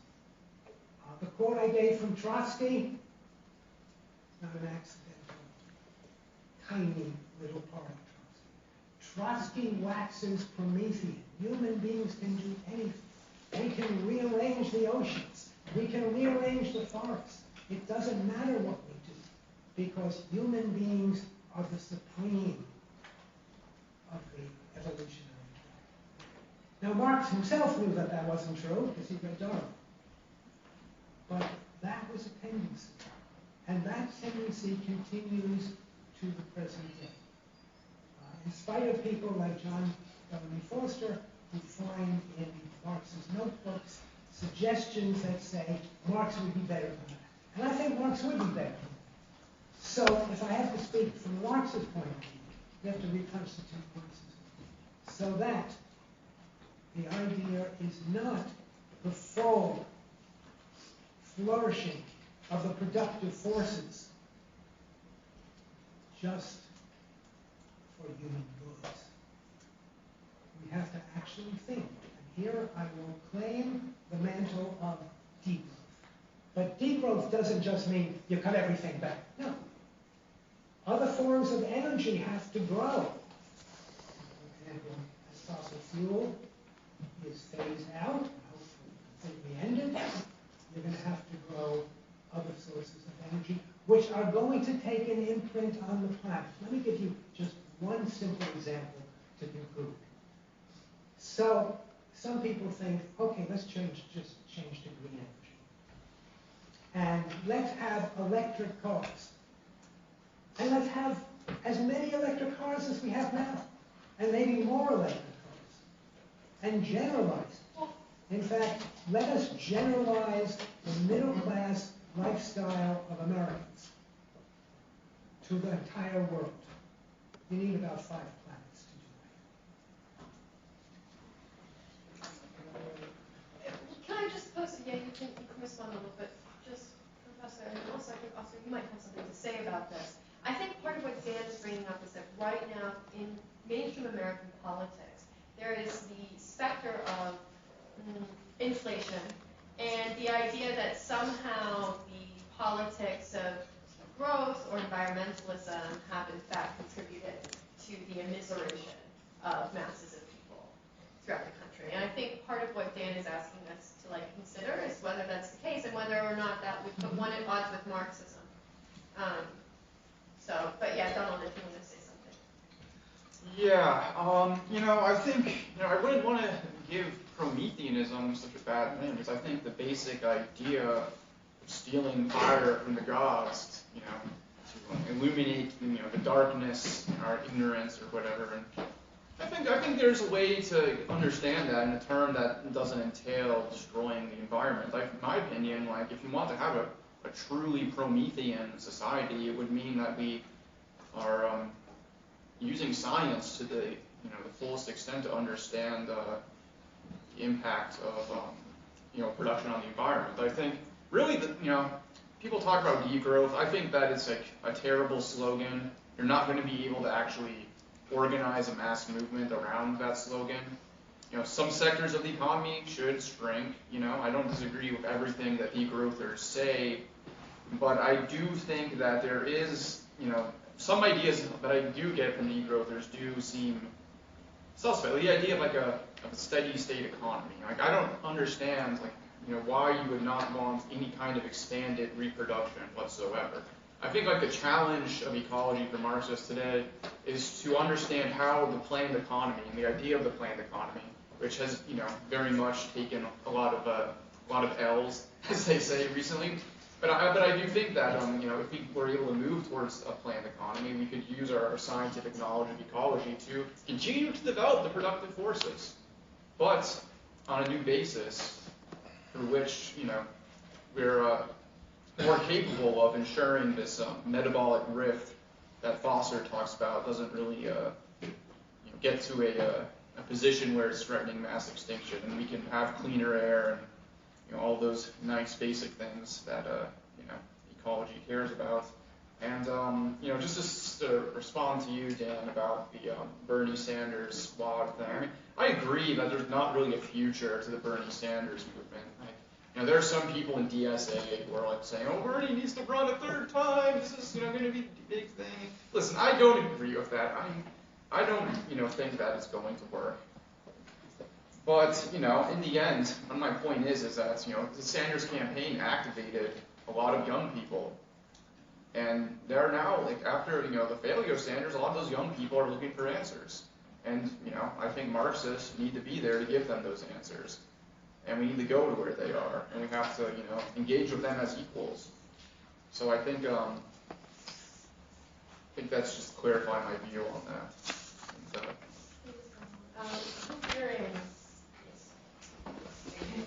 And, Yeah, I want to say first thanks all the panelists for coming and speaking. I think something that's characteristic of the history of the left, whatever you find it, is a lot of internal quarreling and attack. So I think I want to thank all of you for coming. I think all of you raised very interesting points, and you're all doing very interesting things. I have two questions. I'll try to keep it quick. The first one is, actually, Karsten, I really, really appreciate your presentation, actually, and I think I deeply agree with you in a lot of ways. I do want to ask specifically, sort of your side, because I really do think it's two things. First, how capitalism is, in a way, the cause of the climate crisis we're facing, at least at this level today, but also sort of what you really pointed out, this view of nature as a potential to be utilized as resources is really underlying also, I think, why, as a collective society, we are having a lot of trouble to perceive, what is happening with this climate crisis. It's really absurd, I think, if you zoom out. I do want to ask, though, I know you only have one sentence to talk about what your future vision is at the end. You don't have enough time, but I do want to hope if we can talk a bit more about what a transition is like. This idea of what fundamentally shaped our view to the climate crisis and how inconceivability, and also the whole capitalism in general, being this view of nature as something to be utilized. So I probably, due to my academic background, I integrate them more Heideggerian way. And also, later Frankfurt School, I think is maybe not influenced by Heidegger, but took a lot of that critique. But I think something common by them is I think a lot of the schools that emphasize this point as a core of late capitalism didn't really give an account of first why. They give account of different sort of world views of nature throughout history, but why we landed here, and also how do you actually meaningfully change it, given that it's an all-encompassing worldview. So if you can elaborate a little bit on what the future potential worldview will look like and how that transition will happen, would be really great. And I guess the second question is more absurdly rudimentary, but I think we jump right into what the future of Marxism is, and a lot of words like socialism, the left, whatever has been thrown around. And I think we have the question of are you Marxist or not? Is this Marxism or not? And I think probably from our academic background, the history is just there's so many interpretation, misinterpretation of Marxism. And I think if some, if not all of the panelists today would call yourself probably a Marxist, and I do just want to ask really quick, what do each of you think the core of Marxism is? And if you're a Marxist, what does being a Marxist mean?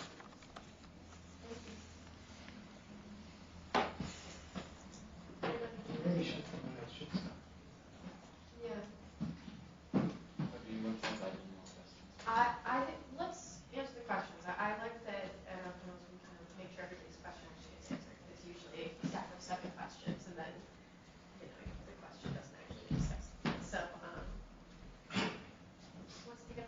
Oscar, do you want to talk about this? Because I feel like also you could maybe speak to this question about, since you're in student worker solidarity, the potential opposition of kind of environmental politics to an attempt to organize the working class for better living conditions and greater wealth, as well as answer the question of what Marxism is, what you think the core of Marxism is. Yeah, I would say I don't particularly consider myself a Marxist. I do believe in the individualized uprisings of people and a 2.5% model of rebellion, in a sense, where if you have 2.5% of a population, then you can enact national change. And I think that bringing this to the ecological perspective is that as we see the global south devastated by the climate crisis, this is not something that is 10 years off or 20 years off, this is something that was 10 years ago, is that the realities are we are going to see rebellions against imperialism, against climate devastation in these nations. And it is our responsibility in the United States to support and further these movements, because frankly they're going to have a more widespread effect on the 2 billion people living below $2 a day, or the 350 million people that are going to starve this year, than a movement in the United States will. And so I think as an end goal of communism to alleviate the working class, that is the focus that we should be having right now.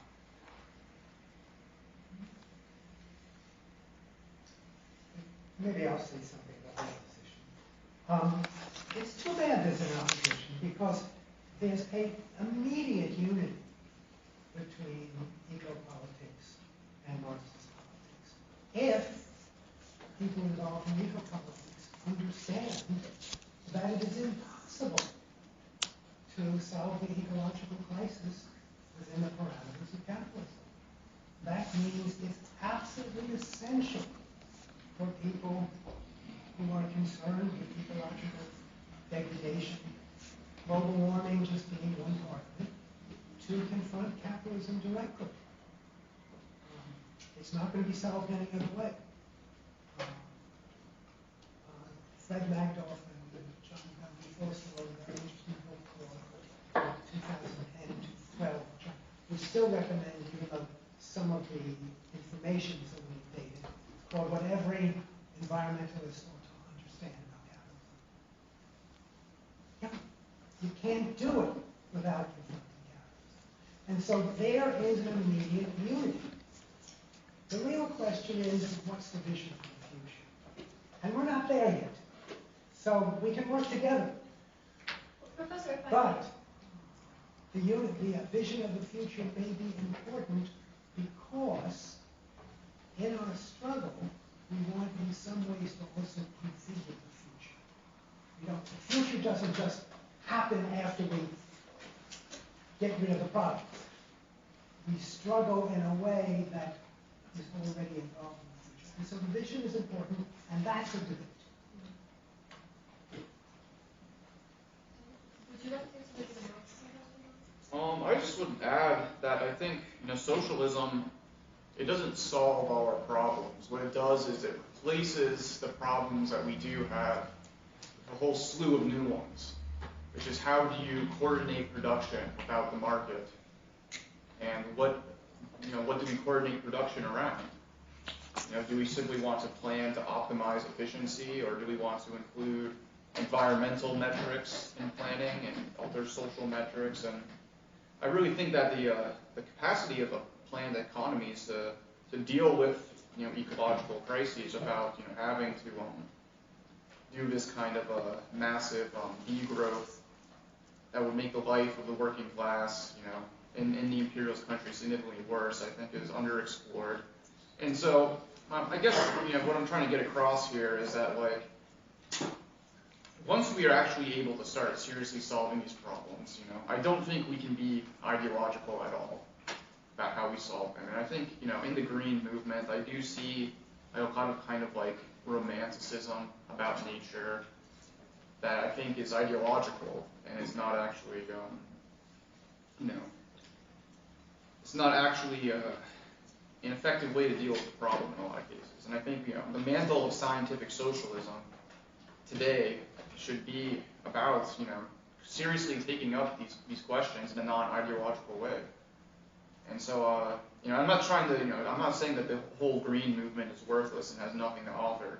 I just think that, when we engage as Marxists with the green movement, we do have to be, we do have to kind of watch out for these kind of ideological tendencies and stuff that are kind of based in, a lot of the romanticism and stuff that can be found in the green movement. Donald, if I may ask, since you kind of identified yourself as a defender of orthodox Marxism in your opening remarks, it seems that Karsten is kind of suggesting that perhaps one of the most important things about Marxism is its opposition to capitalism, which it could share with degrowth. Do you agree with him, or do you think that there's something else? What would you say is the core of Marxism, just to bring up the question? The core of Marxism in relation to ecology? No, I would say the core, what makes Marxism Marxism, as opposed to anything else? What can't you get rid of? And if you get rid of it, it's no longer Marxism. I would say, the idea of, the proletariat as the revolutionary collective, subject that is able to transform society and to take state power and, create a democratic republic, and then from there, engage in developing a planned economy. I think that's, you can add in a lot of different stuff, but I feel like that's the basic core that, that makes it Marxism.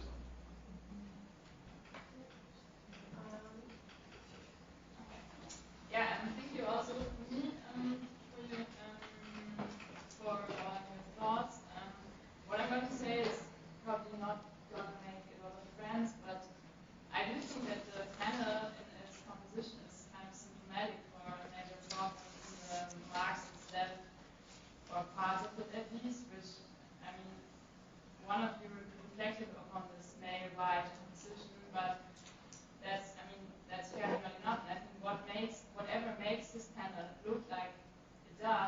is one of the core problems that we have.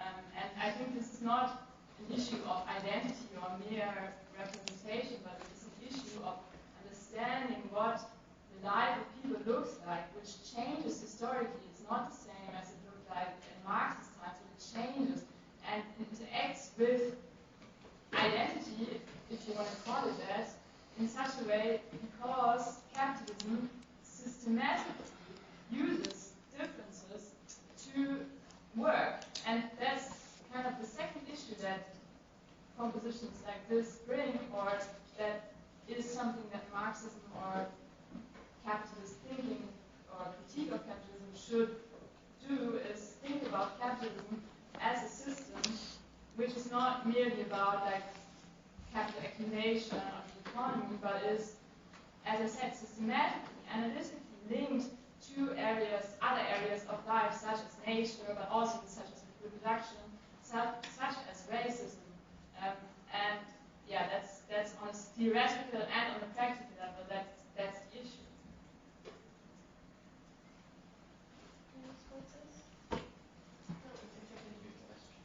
Yeah, we can take another question.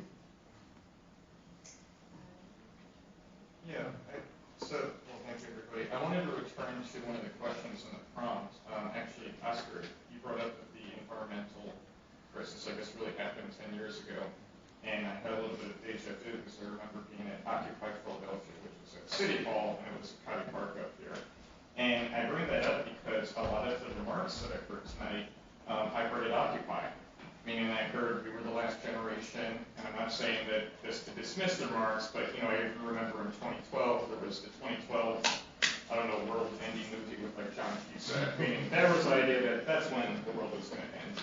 But I also heard anarcho-syndicalism there. I heard about horizontalism when I was at Occupy. And probably Donald and I both became interested in Marxism around Occupy. And, it's great to hear now you're the orthodox defender of Marxism then. But the reason I guess I bring that up is because at the time, we were relating to the baby boomer generation, so like my dad's generation. I discovered the Communist Manifesto in our attic, and I was like, oh, you could have super fast. And I bring that up because our idea at that time was that the boomers this is what Norman's discussion got at. Maybe it was like not a classic economic crisis at the time, but rather they said from ennui, they said from boredom, it was Leave It to Beaver, it was, Little Boxes on the Hill, which was a theme song for a show, Weeds, blah, blah, blah. So I have heard of that song actually. And I bring that up because during the financial crisis, the idea is, okay, now labor is back, and now Marxism can get back to its traditional sense of like it's a labor movement. And now, over 10 years later, the same person I was protesting against is now the president of the United States. He was the vice president at the time. And it looks like all that we've gotten was kind of a presidential candidate ran who was going to run anyways, right, in 2014. He didn't really need a left to run Bernie Sanders. And that's kind of why you were saying he introduced all these people to socialism. And we got an organization, DSA, and really its bump came not from Sanders, it came from Trump. So maybe actually he activated more people for leftism. So we should thank Comrade Trump then. And so I bring that up because I'm still not sure about if we learned anything in the last decade at all. And I'm not just saying that to be cynical, but it seems like what we learned was what happened anyways, which is that we got that candidate, we got this organization that is being debated about, we got protests, which helped get in Biden, and now we're in war again. And the 2000s had a war, and now we have another war that the United States is linked to. And so I bring that up to kind of ask all the panelists to maybe reflect on, is there something we can learn that, in a sense, didn't happen, that we could see ways in which things could have gone a different direction, and how maybe they manifest themselves in the present?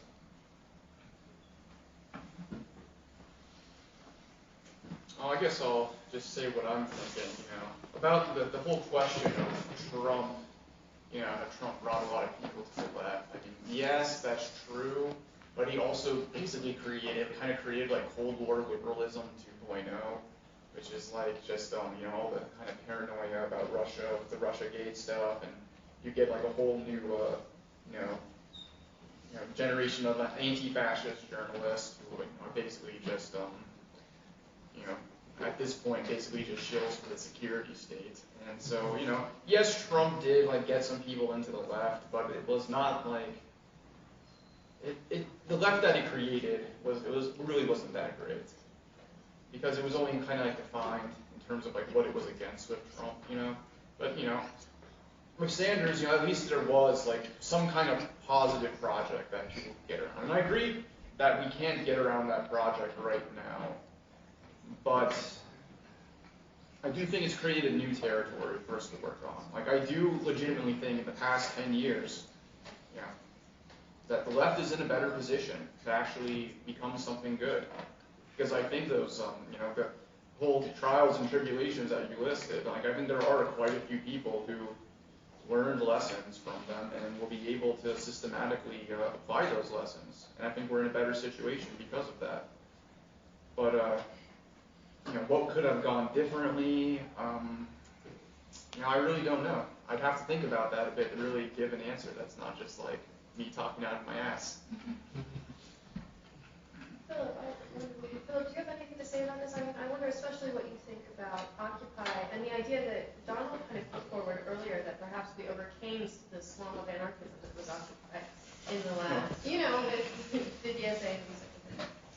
I'm not interested in the kind of Marxist against anarchism bashing, so I hear those comments that, in a way, I think if there is a lesson to the Bernie Sanders framing, perhaps for some of you in the room, hopefully, it is that party organizing doesn't work, but that there is, at the moment, increasing unionization numbers in a way that's actually different from the last decade, and in the US at least. There's other indicators are going down for the working class power, certain bargaining indicators show that class power is declining at the moment, but the unionization rates are still encouraging.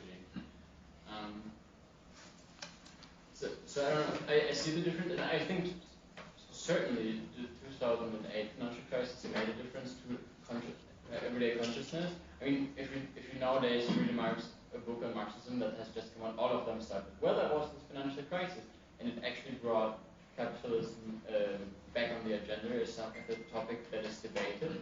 And I think I see this in, I can speak more to German television news covering, but we do have late night shows so openly say we have to have a violent revolution against capitalism to avert the climate change crisis at this point. So I couldn't imagine people saying that 12 years ago, or not at least in this kind of position in kind of bourgeois media that I'm thinking about. So I think there is a different, and I wouldn't dismiss the generational divide either. In debates with family members, for the first time, it's not that I might repeat it here, I think generation for the first time really is a materialist category that should be taken seriously, and that at a certain age you just die before climate change fucks us all up, and at a certain age you will have to live through it, or die then trying. But I think it does make a difference when I hear comments in my family circle, I'm so glad I won't have to live through this anymore. It's just outrageous to those of us who do have to live through it. And I think that's a difference that you can see, probably a little older than you are, but we didn't have this kind of radicalism in school, and nowadays it's commonplace in at least environmentalist movements that capitalism is the enemy, has to be overcome. So I think the degree of consciousness that kind of arose around issues of financial crises and around the environment is different in the last decade. Actually, I want to start by saying something about anarchism. There's some very valuable things in anarchism that Marxists can use.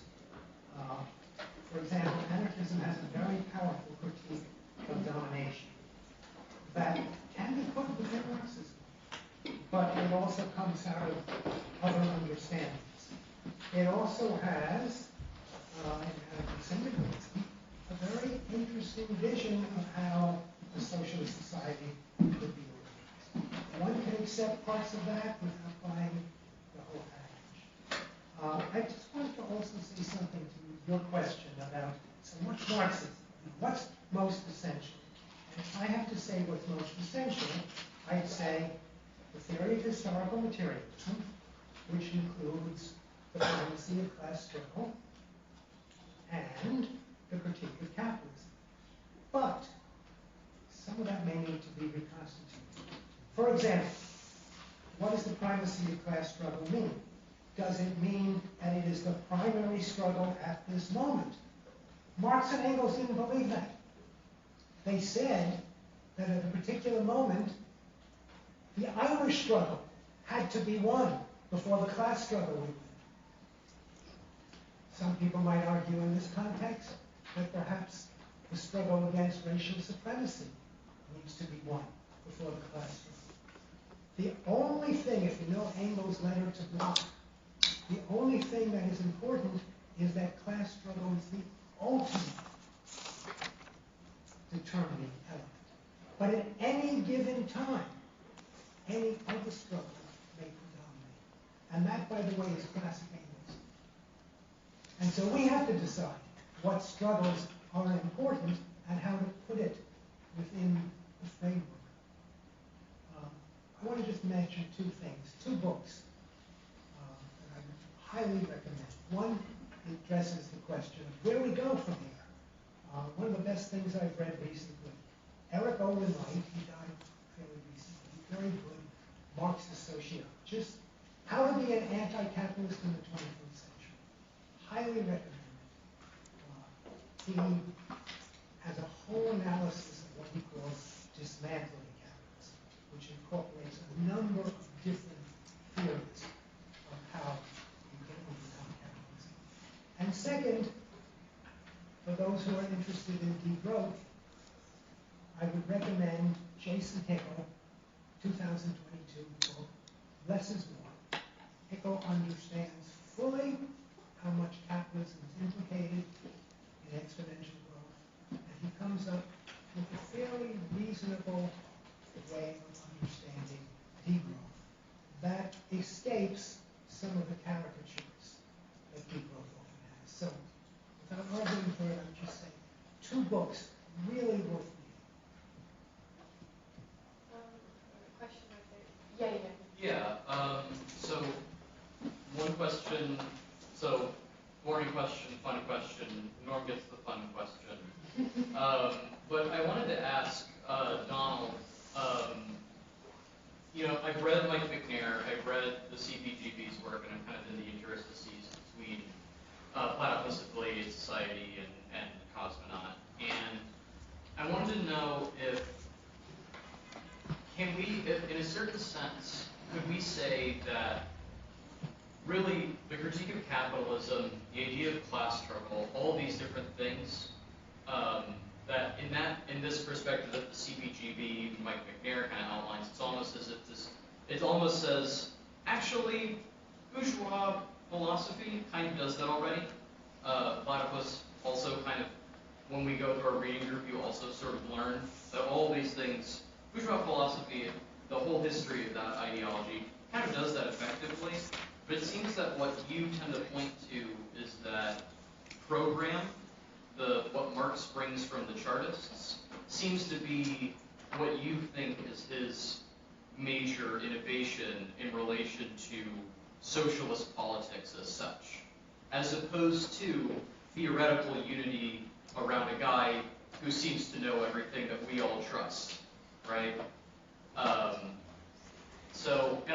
Because I actually think of Phillip as like your politics actually sort of speak to this, right? Like anarchism is perfectly capable of all of these different forms of politics: critique of domination, critique of capitalism, the necessity of working class struggle. But you don't call yourself Marxist, and it seems to be almost like a validation of Donald's position. To Norm, my question would be, so over the summer I read your excellent book, The Holocaust Industry, and one of the things that stuck out to me that I was really surprised by was the discourse that the Zionists that you identify have a sort of proto-identity politics. And I would wonder if in your reading of all these different thinkers that you outlined earlier in your discussion of identity politics, if you think that there is an influence from the Zionists that you discuss in that book and the people that you have been sort of identifying later on, right? Like, to some degree, I've even heard Afro-pessimism and Wilderson, this idea that modernity is imminently anti-black, sort of seems to repeat the same themes that you identify, like Eli Wiesel saying, that modernity is imminently anti-Semitic, for example. And I wanted to know if you seem to identify this as a trend. Should I go first? All right. So yeah, there's a quote from Marx where he basically says that all the political economists have pointed out the existence of class struggle, have developed the idea that history is determined by economic causes. Like you get this with a lot of the classical political economists, but so he says these aren't really our innovations. This is not what we're really bringing to the table. We're synthesizing all this other stuff. What we're actually bringing to the table is the idea that the class struggle basically will culminate in the dictatorship of the proletariat. And I think that's basically dead on. That it is basically the dictatorship of the proletariat that, as far as politics goes, is where Marx is unique. And it's very clear in the Marxist tradition from Engels and all that the dictatorship of the proletariat is supposed to take the form of a democratic republic. And, I think that has kind of been lost with the modern left in a lot of ways. And kind of my point with the more programmatic approach is that it can allow us to basically recenter Marxism around these political tasks. And actually, basically, I would call myself a politics-first Marxist in that sense, because I think Marx and Engels themselves were politics-first Marxists, and they were primarily concerned with building workers' parties around programs that would put the working class into power. And I think that is what makes Marxism different from other leftist politics. And I'll just say about anarchism, when I said like the anarcho-liberal swamp, I wasn't really talking about anarcho-syndicalism, because I do have respect for the anarcho-syndicalist movements. They, especially historically, have done a lot of important stuff, and I think that they have a role to play in the movement. But there definitely was a kind of just petty bourgeois, liberal, eclectic type of protest hopping type anarchism that was dominant at that time, that didn't really take politics very seriously. It was very much about kind of just building communities that were horizontal and that kind of stuff. So I don't mean to say that anarchism is entirely like a negative thing. I mean, there are class struggle anarchists, and I don't mean to just dismiss their contributions, even if I do still disagree with them. Yeah, I'm not going to directly address that question because it's a little bit esoteric for those who haven't read the book. So I will just speak more generally to what I've heard this evening. Parts of it I agree with, parts of it I don't, which is normal, natural. But there's a kind of tenor that concerns me as somebody who was way back when the age of the people in this room. And that's the kind of sectarianism that is too dismissive, I think, too facile in its dismissal of what I think take to be very important historic occasions, historic movements. A person in the first row, I don't know your name, he asked, what did you learn? Or what can we learn? And you felt you didn't learn anything, but I think it all depends on what you're looking at and how you're processing it. There were, to my thinking, two absolutely spectacular historic moments in our recent history from which a lot can be gleaned. Number one, the Bernie Sanders candidacy. I know for some people that's all so passé and so uninteresting, but politics is supposed to be about, and Marxists like to say, what is politics? Politics is, as Mr. Trotsky said, it's when masses of people become involved in the political process.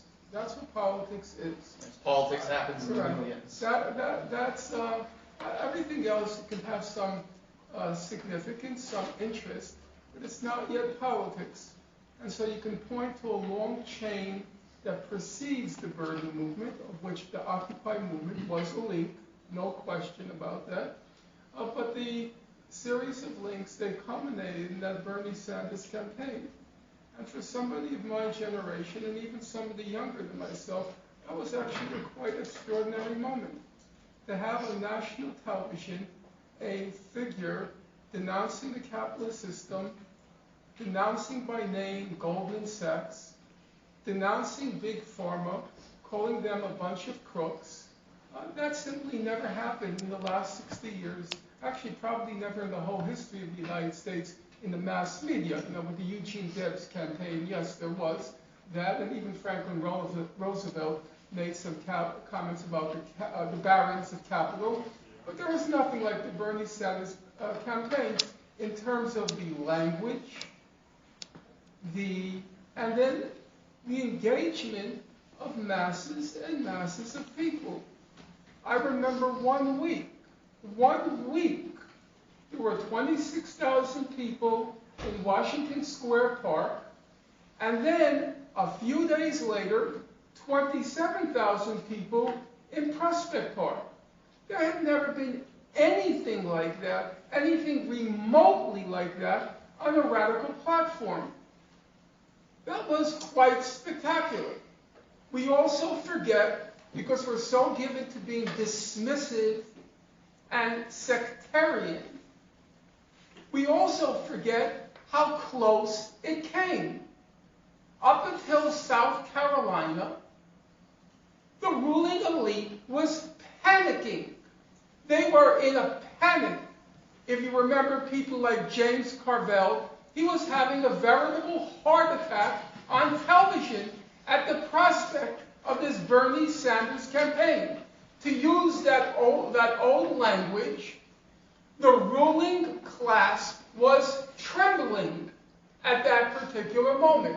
Just as in the UK, they were trembling at the Jeremy Corbyn candidacy, which occurred more or less simultaneously with Bernie Sanders. And I think there's a lot to be learned about that. There's a lot to be learned from people in this room about how to break out of a sect and try to reach masses of people on a radical, not revolutionary, but a radical political program. Secondly, there was a lot to be learned, in my opinion, from the George Floyd demonstrations. There had not been among your generation, because they were generationally rather confined, but among your generation, there had not been that kind of solidarity between whites and blacks than anything I recall from my entire political life, at least adult political life. And it was a genuine solidarity. It was a solidarity born of the fact that even though black people bear the special burdens of racism in our society, that the police ultimately stood for the armed defenders of a system that's shafting everybody, not just black, but also white people. You saw it in the visceral anger of the white folks in the street, which I had never seen. A lot of it in my generation, off the pig, but that was all kind of fake. It was theater. So this was a visceral anger from the anger of young people that the system has destroyed their future. They have no present, they have no future under this system.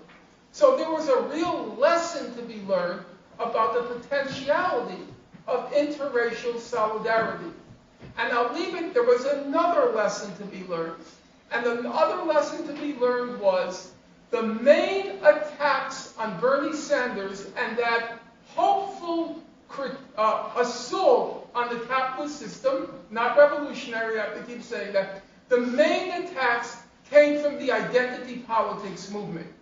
It was Ta-Nehisi Coates attacking Bernie Sanders for not supporting black reparations. It was Angela Davis saying that Bernie is weak on the black question. It was all of MSNBC, all of those identity politics, very rich people, attacking Bernie Sanders on the fact that he's an old white male. It was even Democracy Now! When Elizabeth Warren dropped out, Democracy Now! Said, now we're only left with 2 old white males, as if nothing distinguished Joe Biden from Bernie Sanders, nothing distinguished their class base, nothing distinguished their program, that there were just 2 white males, old white males. There was a lot to be learned if, I think, you study it closely. And I think the bottom line is my occupational hazard as a young person was this desire for purity at the expense of trying to reach out to a mass movement. And now, unlike in my generation, there's a real possibility, and it would be really lamentable if all the people in this room who have decent intentions and have a real stake in improving, and not improving, in radically reshaping the system, are going to go off on these sectarian, I don't want to call them rants, but this sectarian path about whether I'm a Marxist, whether I'm an anarcho-syndicalist, who cares? For the moment, let's try to carve together a program that can reach out to as many people, if not more people, than the Sanders movement did, and try to affect change. Okay, I'm going to make some people mad because I know we have a million hands. What I'm going to do is I'm going to take 4 questions, and this is just based on what I saw in hand. We gave them green shirt, leather jacket, Spencer, and the nice blue watch. I saw blue watches in the video. And that's the 4 questions, and then we're going to ask the panelists to give some closing statements, and I'm very sorry. Are we going somewhere afterwards? No. We will be at Mel's afterwards, and maybe there will be other people there from this panel, and you can try and accost them with your question there. Okay, let's go. Yeah. Please sit. Guys, it's not over. We're still going. It's not done. So I have a question. Mine's not over yet. One of the things that's in the discussion one of the things that's raised in discussion is about the transmission of experience between generations. On the panel, we have kind of a broad representation of generations from the boomers of the New Left to the Millennials to Gen Z. And you know, what strikes me walking around campus now and looking at the left now is the way in which what really hangs on people's minds is an imagination that's completely colored by the experience of the New Left, and also the kinds of imagination that the New Left had, what was possible in this moment, and what lessons it could have learned from its own experience. And that this is just like very broad. Like Bernie Sanders is also a New Leftist, and I think the idea of building a mass socialist party as a lesson from the experience of Marxism, that is also the experience of the New Left in the 1970s, in which many of the sectarian groups, Trotskyists or otherwise, will claim to be building a kind of militant social democracy, a militant mass socialist party in the U.S., with some kind of international collaboration abroad to varying degrees. So to what extent are we still dealing with problems we inherit from the New Left? What kind of imagination are we getting from it? And which way forward from here? And maybe like if you've had that experience, you're in the SDS, you're in a mass group, what lessons would you give to kids now who are turning to Maoism, who are looking to the SDS for a view of which way to move forward? What advice would you give to this new generation?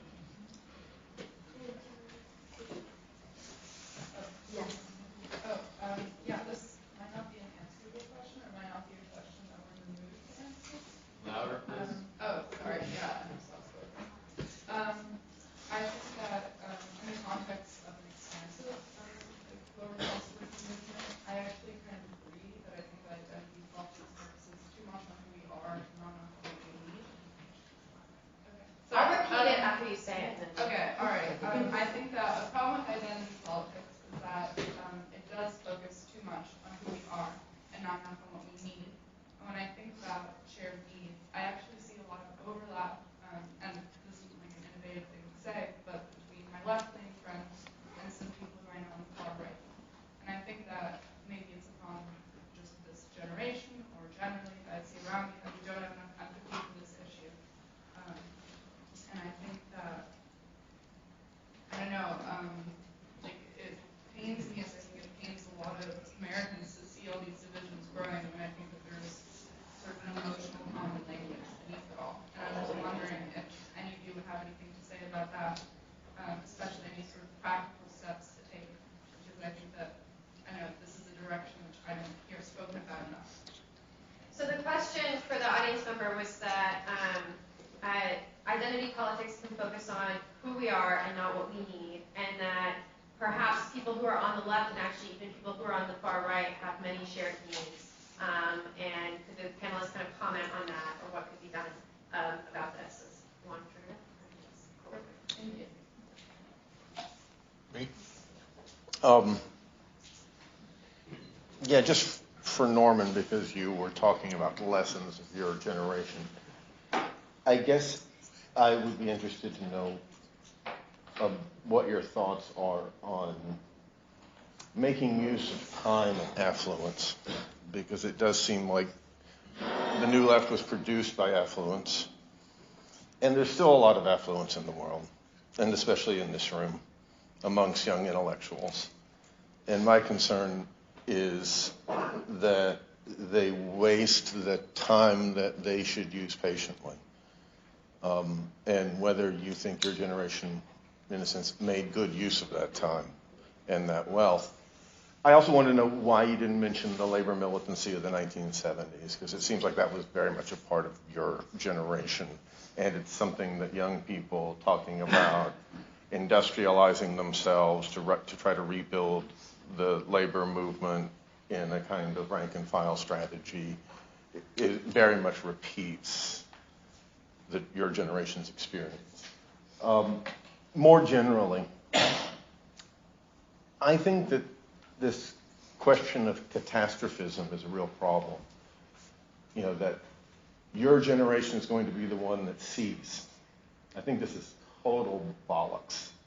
Total bollocks. I think that the earth has been transformed by society for a very long time, and I think what climate catastrophe is going to look like is exactly what it looks like in Pakistan right now, and exactly what it looked like in starvation in the 1970s and 80s.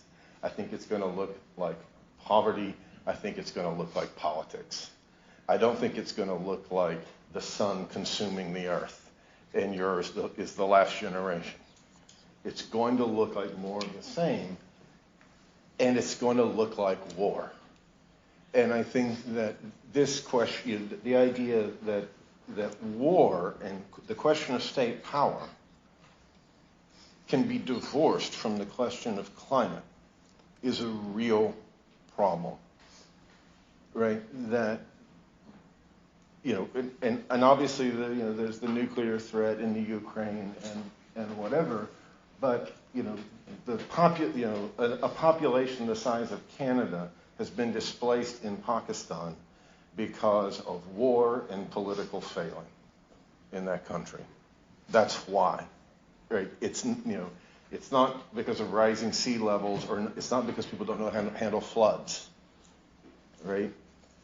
The rising sea levels will look a lot different in the Netherlands than they're going to look like in Bangladesh. So, and I think that, you know, the idea that capitalism can't, so to speak, solve the climate crisis is just an invitation to liquidate politics. I want to know how are we going to actually take state power and build socialism in the core of capitalism? And this is where I want to address Donald's problem and this issue of sectarianism. Because I think Donald's project is haunted by sectarianism. And he offered a kind of argument about it. I don't think sectarianism is just a problem that like people fall into because of personal failings. You know, I want to address sort of Norman on that, I guess. it seems to me that sectarianism haunted your generation just as it haunts this generation. And the real question is, where does it come from? Right? Donald offered the idea that, well, it's a reversion to pre-Marxian socialism. Then the question to me would be, if that's the case, why is there a world historic reversion to pre-Marxian socialism?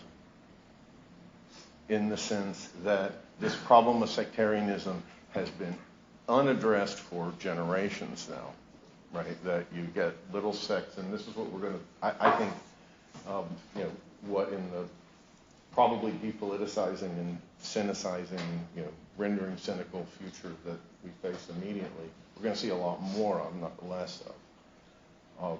So how do we give an account of that rather than just rail against it? How do we actually kind of come to master the divisions on the left and think about, programmatic unity, we don't have to solve all of these questions. We don't have to decide between, this sect and that sect, this account of Marxism and that account of Marxism, in order to get started the project of actual, socialism as a political project. Right. I'm Michael, and I'm still very new to what is the left, and so I still feel a little bit about where is my place in engaging in this discussion. But from attending Platypus, a lot of the things I've learned about its Marxist origins and bourgeois ideology is just the fact that all these bourgeois rights and liberties and freedoms are kind of subsumed under Marxist ideology, and part of freedom and part of liberty, and what is the left. And I think a part of that is part of, like, when we spoke about degrowth, I think a part of that bourgeois origin in it is growth was necessary, but sustainable growth instead of like a degrowth method, I guess. And then one of the other things is when we spoke about the fragmentation of all these different identity politics, or all these different issues, a lot of the things we mentioned at Platypus is how what the left is would usually subsume all these issues, that all these issues are technically a part of the left. And so my question, I guess, is what do you think about that part of, like, how all these issues become fragmented into separate different things instead of becoming, a single part of what you call the program, a unity of sense, like how would you go about, like, defragmenting this, like, little breakage of what should all be a collective movement goal, because in the end we all want the same thing as the left. And that is a thing that I've started to realize how subjective it is, and how kind of comes back to the whole just the division in the ideology, and then the division in the issues. Meanwhile, we all care about the same issues as, I guess, the left in general. So my question, I guess, to the panel is, like, when it comes to the issue of fragmentization of the issues of the left, what is the path forward to that unity in question? Okay, great. I'm going to ask that everybody kind of take this as your final time speaking. And I just want to kind of go over what was raised. David raised the lessons of the 60s of the ICS nationalism, and how these might be repeated today, and what the new generation should know about that period. Identity politics was also raised. The politics of affluence, or the fact that the new left took advantage of affluence, was raised by Spencer, as well as the labor militancy of the 1970s, and whether or not catastrophism or climate catastrophism, I suppose, climate crisis, can really be separated from war and state power. And then finally the question of where does sectarianism come from? And then Michael asked, why is it that the left seems to kind of take up basically different activist issues, like different issues that are all fragmented and not part of kind of one problem or one political phenomenon. So let's just go in the order that we spoke in. I'm going to take one aspect of it. So what are the problems we're dealing with? we just dealing with the problems of the past or the problems of the present? Well, when Marx and Engels were developing their analysis, they had a set of problems. Some of those problems still exist now, and some of those problems have changed, and there are a number of other problems. They were dealing with the 1848 revolutions. As we moved into the 20th century, there was the seizure of state power in Russia and the creation of the Soviet Union. And those created a variety of spin-off effects, and the world wars created a variety of spin-off effects. And now, we have some problems. Among those problems, which haven't gotten a lot of play, although we mentioned it in the margins, is the structure of racial supremacy, the structure of patriarchy. Those things intersect with capitalism, but they cannot be reduced to capitalism either. They have their own autonomy, relative autonomy. The climate crisis cannot be divorced from state power and can't be divorced from capitalism. But the climate crisis is based on an ideology that actually precedes capitalism. Genesis. God gave human beings dominion over the earth and all its creatures. It was there. And it got picked up by capitalism, by the Industrial Revolution, and even by Marxists. I can come up with a lot of other quotes to back that up. But the problem we face now, I will use a word that was used before, is catastrophic. For those who do not know that it is catastrophic, you haven't been paying attention. It really is.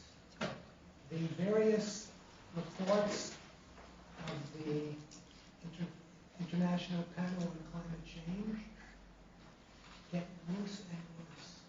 Each report, every couple of years, says, we thought it was bad, but now it's worse. We thought it was bad, but now it's worse. People say, it's going to be really bad in the year 2030. And then people thought, well, maybe in the year 2030 things will be bad. And now we're seeing the wildfires and heat waves at 120 plus degrees in India, killing people.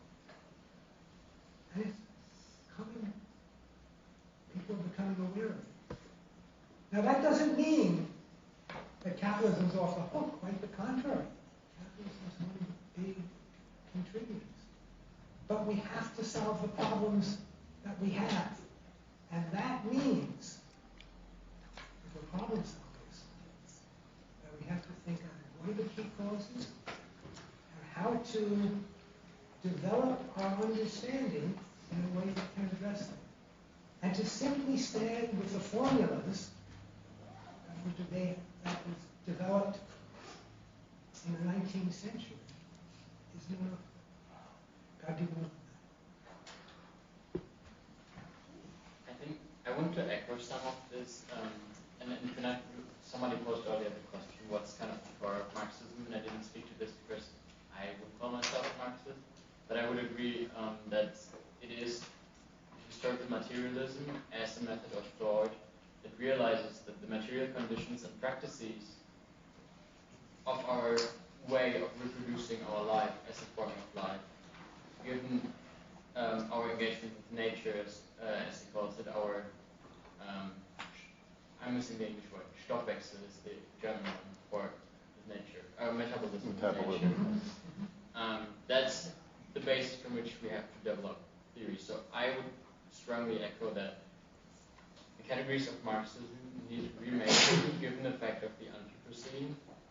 This just is not in Marx because it was not the material fact at this point, and we have to reflect on our present historical moment and fundamentally change the categories. And I think this goes too for present structures of patriarchy and racist domination, and also like the global structure of the of the world market, its division into a global south and a global north, and kind of the way we're still funneling off just by means of pure kind of credit power from the global south, and that they at the same time care that addressing some earlier concerns that there's kind of a divide between these environmental concerns, that they face the major burden of droughts already at this point of flooding, and don't have the material means to protect that against it in the same way. So kind of the way, because for me freedom is kind of still the end goal, self-actualization of human potential. I think those issues that still come up, and I think it's true that we still kind of try to vindicate the hopes of what you call the new left, and also like the older leftists that still have not been actualized. All of those kind of figure into a material notion of freedom that is kind of, in a way, it's the determinate negation of all of those issues. And I, as the unionist, I still think the dividing point where the working class can have material power is to use labor struggles to address issues, because nobody, in a way, it's harder for reproductive sectors, but the comrades in the global, like in South America, show how kind of feminists can appropriate strike tactics in order to make the feminist point. I think the binding issue can be still to use class struggles, strike methods, and others in order to follow those struggles, right? There has been a history of white workers striking in order to decrease the pay gap between blacks and whites. We also need a history of kind of strikes in order to prevent, say, the rollback against abortion rights in this country and other things. So I think where the issues are multiple and they cannot be reduced in all ways to exploitation, but still one of the most powerful weapons we have in those struggles is to use the power to stop working and then create non-hierarchical ways of living with the free time that we gain from stopping work. I think that there's something that underlies all the questions here, and I want to go back to the motto of Extinction Rebellion, which is one of the most revolutionary, if not the most revolutionary movements to arise out of the ecological movement and to face the climate crisis, which is love and rage. And I think it's this duality that defines what communism, socialism, and Marxism all, and what defeats this sectarianism, which is its empathy.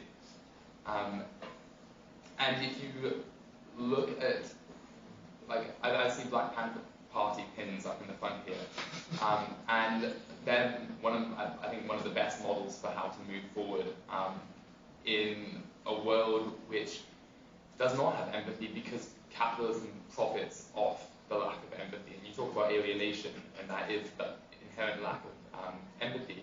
And so I think empathy as a human emotion is one of the strongest drivers for change.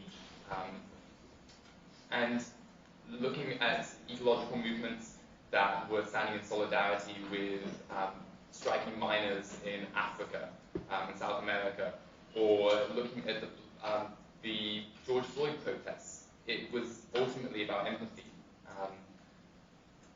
And this is where I think, also coming back to the generational learning, and my generation has as I'm sure other generations have, looked back on the 60s as this kind of golden age of like striking and action, what could have been.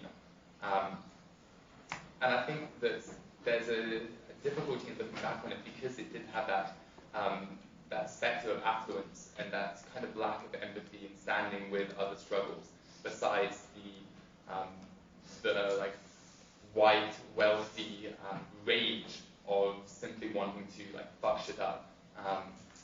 And you need that love as well. And I think if you can have, like, if you try to build a movement over unity, Bernie Sanders was built over unity, but he was built over healthcare, which is inherently something which is about empathy and care for others who you may never meet in your life, and putting money and your sacrifice for yourself into that movement.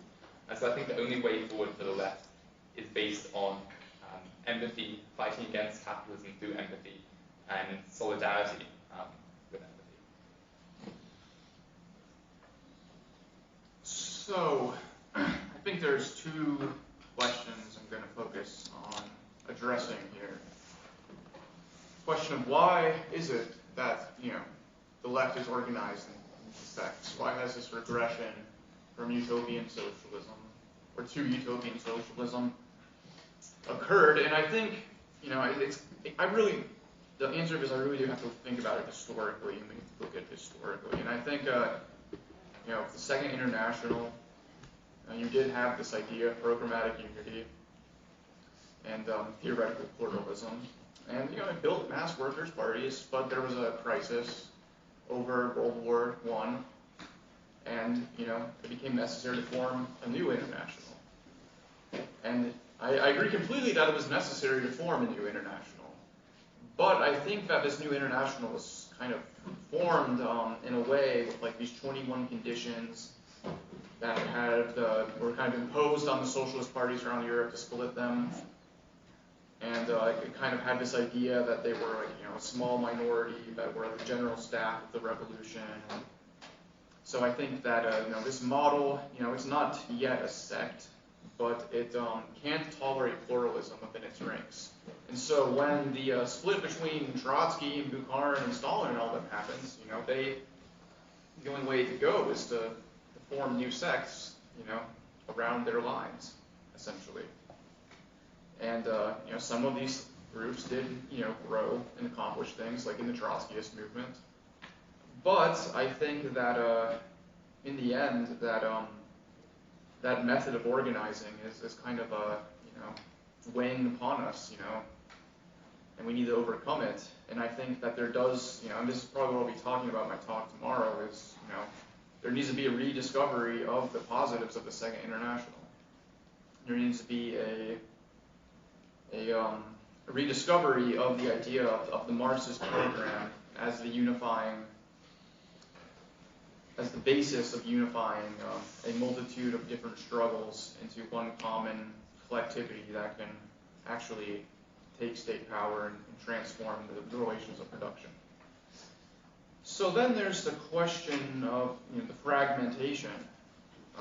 Why is it that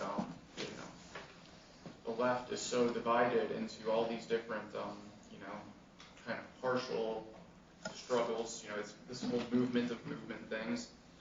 And I think a lot of it comes out of the failures of, I think, the new communist movement in the 1970s and the European New Left as well, to overcome the sectarian tendencies that they inherited from the Comintern and from official communism and the anti-revisionist movement and all that stuff.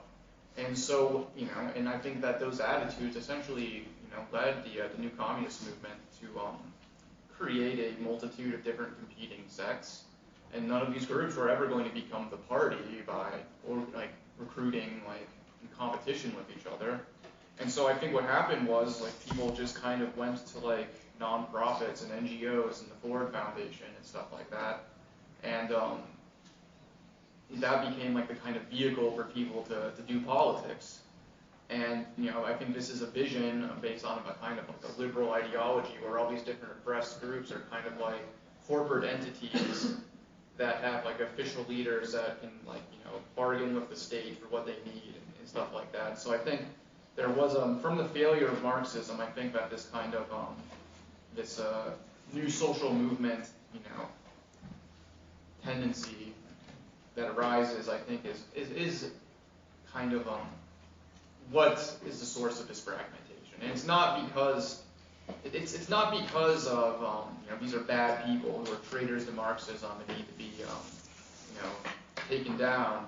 But I do think that essentially the problem was the loss of this idea of the mass party and of programmatic unity, and the failure of the party building struggles leading nothing but essentially the NGOs, Democrats, the Ford Foundation, or whatever you want to call it, as the groups that could represent various oppressed minorities and struggles within the United States and Europe and increasingly around the world. You do also see an NGOification of the left. So, yeah. Yeah, I want to address the question that was asked by the young man in the first row, because it's a practical question, and that's what I'm interested in at this point, the last chapter, Act 4 of my life. And so I was contemplating talking today about a simple question: what makes a good political slogan? There have been a lot of very bad political slogans in recent times, all of which you're familiar with. I would say defund the police was not a very terrific political slogan. Now, if you parse it out and you say, well, what we really mean is reallocating the money that's spent on the bloated police budget, on community services and so forth, well, yeah, it makes perfect sense, I think. But if you have to parse the slogan, then it's not a good slogan. Prison abolitionism. Prison abolitionism has nothing to do with the real world. It's like you're saying you want to solve the economic crisis now by abolishing money. Well, yes, abolishing money is a great idea. Marx talks about abolishing money. In an ideal communist society, money will be abolished. Does that have anything to do with the real world now, abolishing money? Would anybody here go to unemployed people or people who are being dispossessed of their homes or people who are being evicted and say, join my movement? Our slogan is abolish money. Well, the person will think you're out of your mind, and rightfully so. And I say that prison abolitionism falls into the same category. It's great for a philosophy seminar at Columbia University. It has nothing whatever to do with the real world and real people in the real world. Same for black reparations, which I already mentioned, dead on arrival as a practical political program. But for Ta-Nehisi Coates, a great talking point when he's invited to Martha's Vineyard with Jeffrey Goldberg, the editor-in-chief of Atlantic magazine. Among that crowd, they just love to talk about black reparations because it makes it look so hip, so cool, so down with the hood, and it has nothing whatsoever to do with the real world. I would include this kind of current romanticization of the Black Panthers. Everybody loves the Black Panthers. Even Beyonce loves the Black Panthers. She wears a beret and shakes her behind during the Super Bowl. Everybody loves the Black Panthers. Nobody ever asks the question, what did the Black Panthers accomplish? You would think a political movement would want a balance sheet. What did you achieve? Well, everybody, the only answer you ever get is the breakfast program. Yes, the breakfast program was terrific. But guess what? At age 16, I worked for Head Start at Chelsea here in Hudson Guild. We had a free breakfast program. We also had a free lunch program. And guess what? I didn't have to wear a beret to work. I didn't have to wear shades to work. I didn't have to wear a leather jacket. And I didn't have to carry a gun. That was just part of the ordinary agenda of the civil rights movement at the time. Those are slogans and reminiscences that have nothing to do with the real world. Yes, the Panthers came under police attack, and there was every good reason to defend them against the police attack. But then you don't make the leap and then suddenly say the Panthers are the greatest thing since Saran Wrap. In fact, what really achieved goals was the early SNP, and that took huge courage. People like Bob Moses, Diane Nash, Ella Baker, going into a little town in the American South where the police chief, the judge, everybody was Ku Klux Klan, and knocking on doors and asking people to register to vote.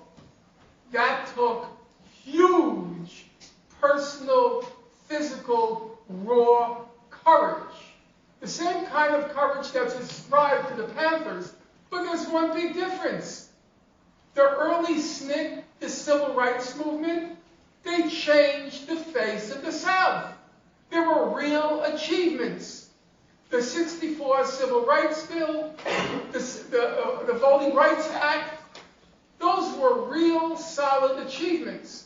So why don't we look at the people, the young people like yourself, The SNCC people are 20 years old, 19 years old, 21 years old. Why don't we look at what really changed the world rather than what excites Beyonce and that crowd? What makes a good slogan? Well, I'm not a Maoist, haven't been for the longest time, but Mao had a slogan which wasn't bad. What's the purpose of politics? He said the purpose of politics is unite the many to defeat the few. Unite the many to defeat the few. And that was the informing idea of the Bernie Sanders movement. Find a series of slogans that can unite the many. Medicare for all, abolish student tuition, abolish student debt, a Green New Deal.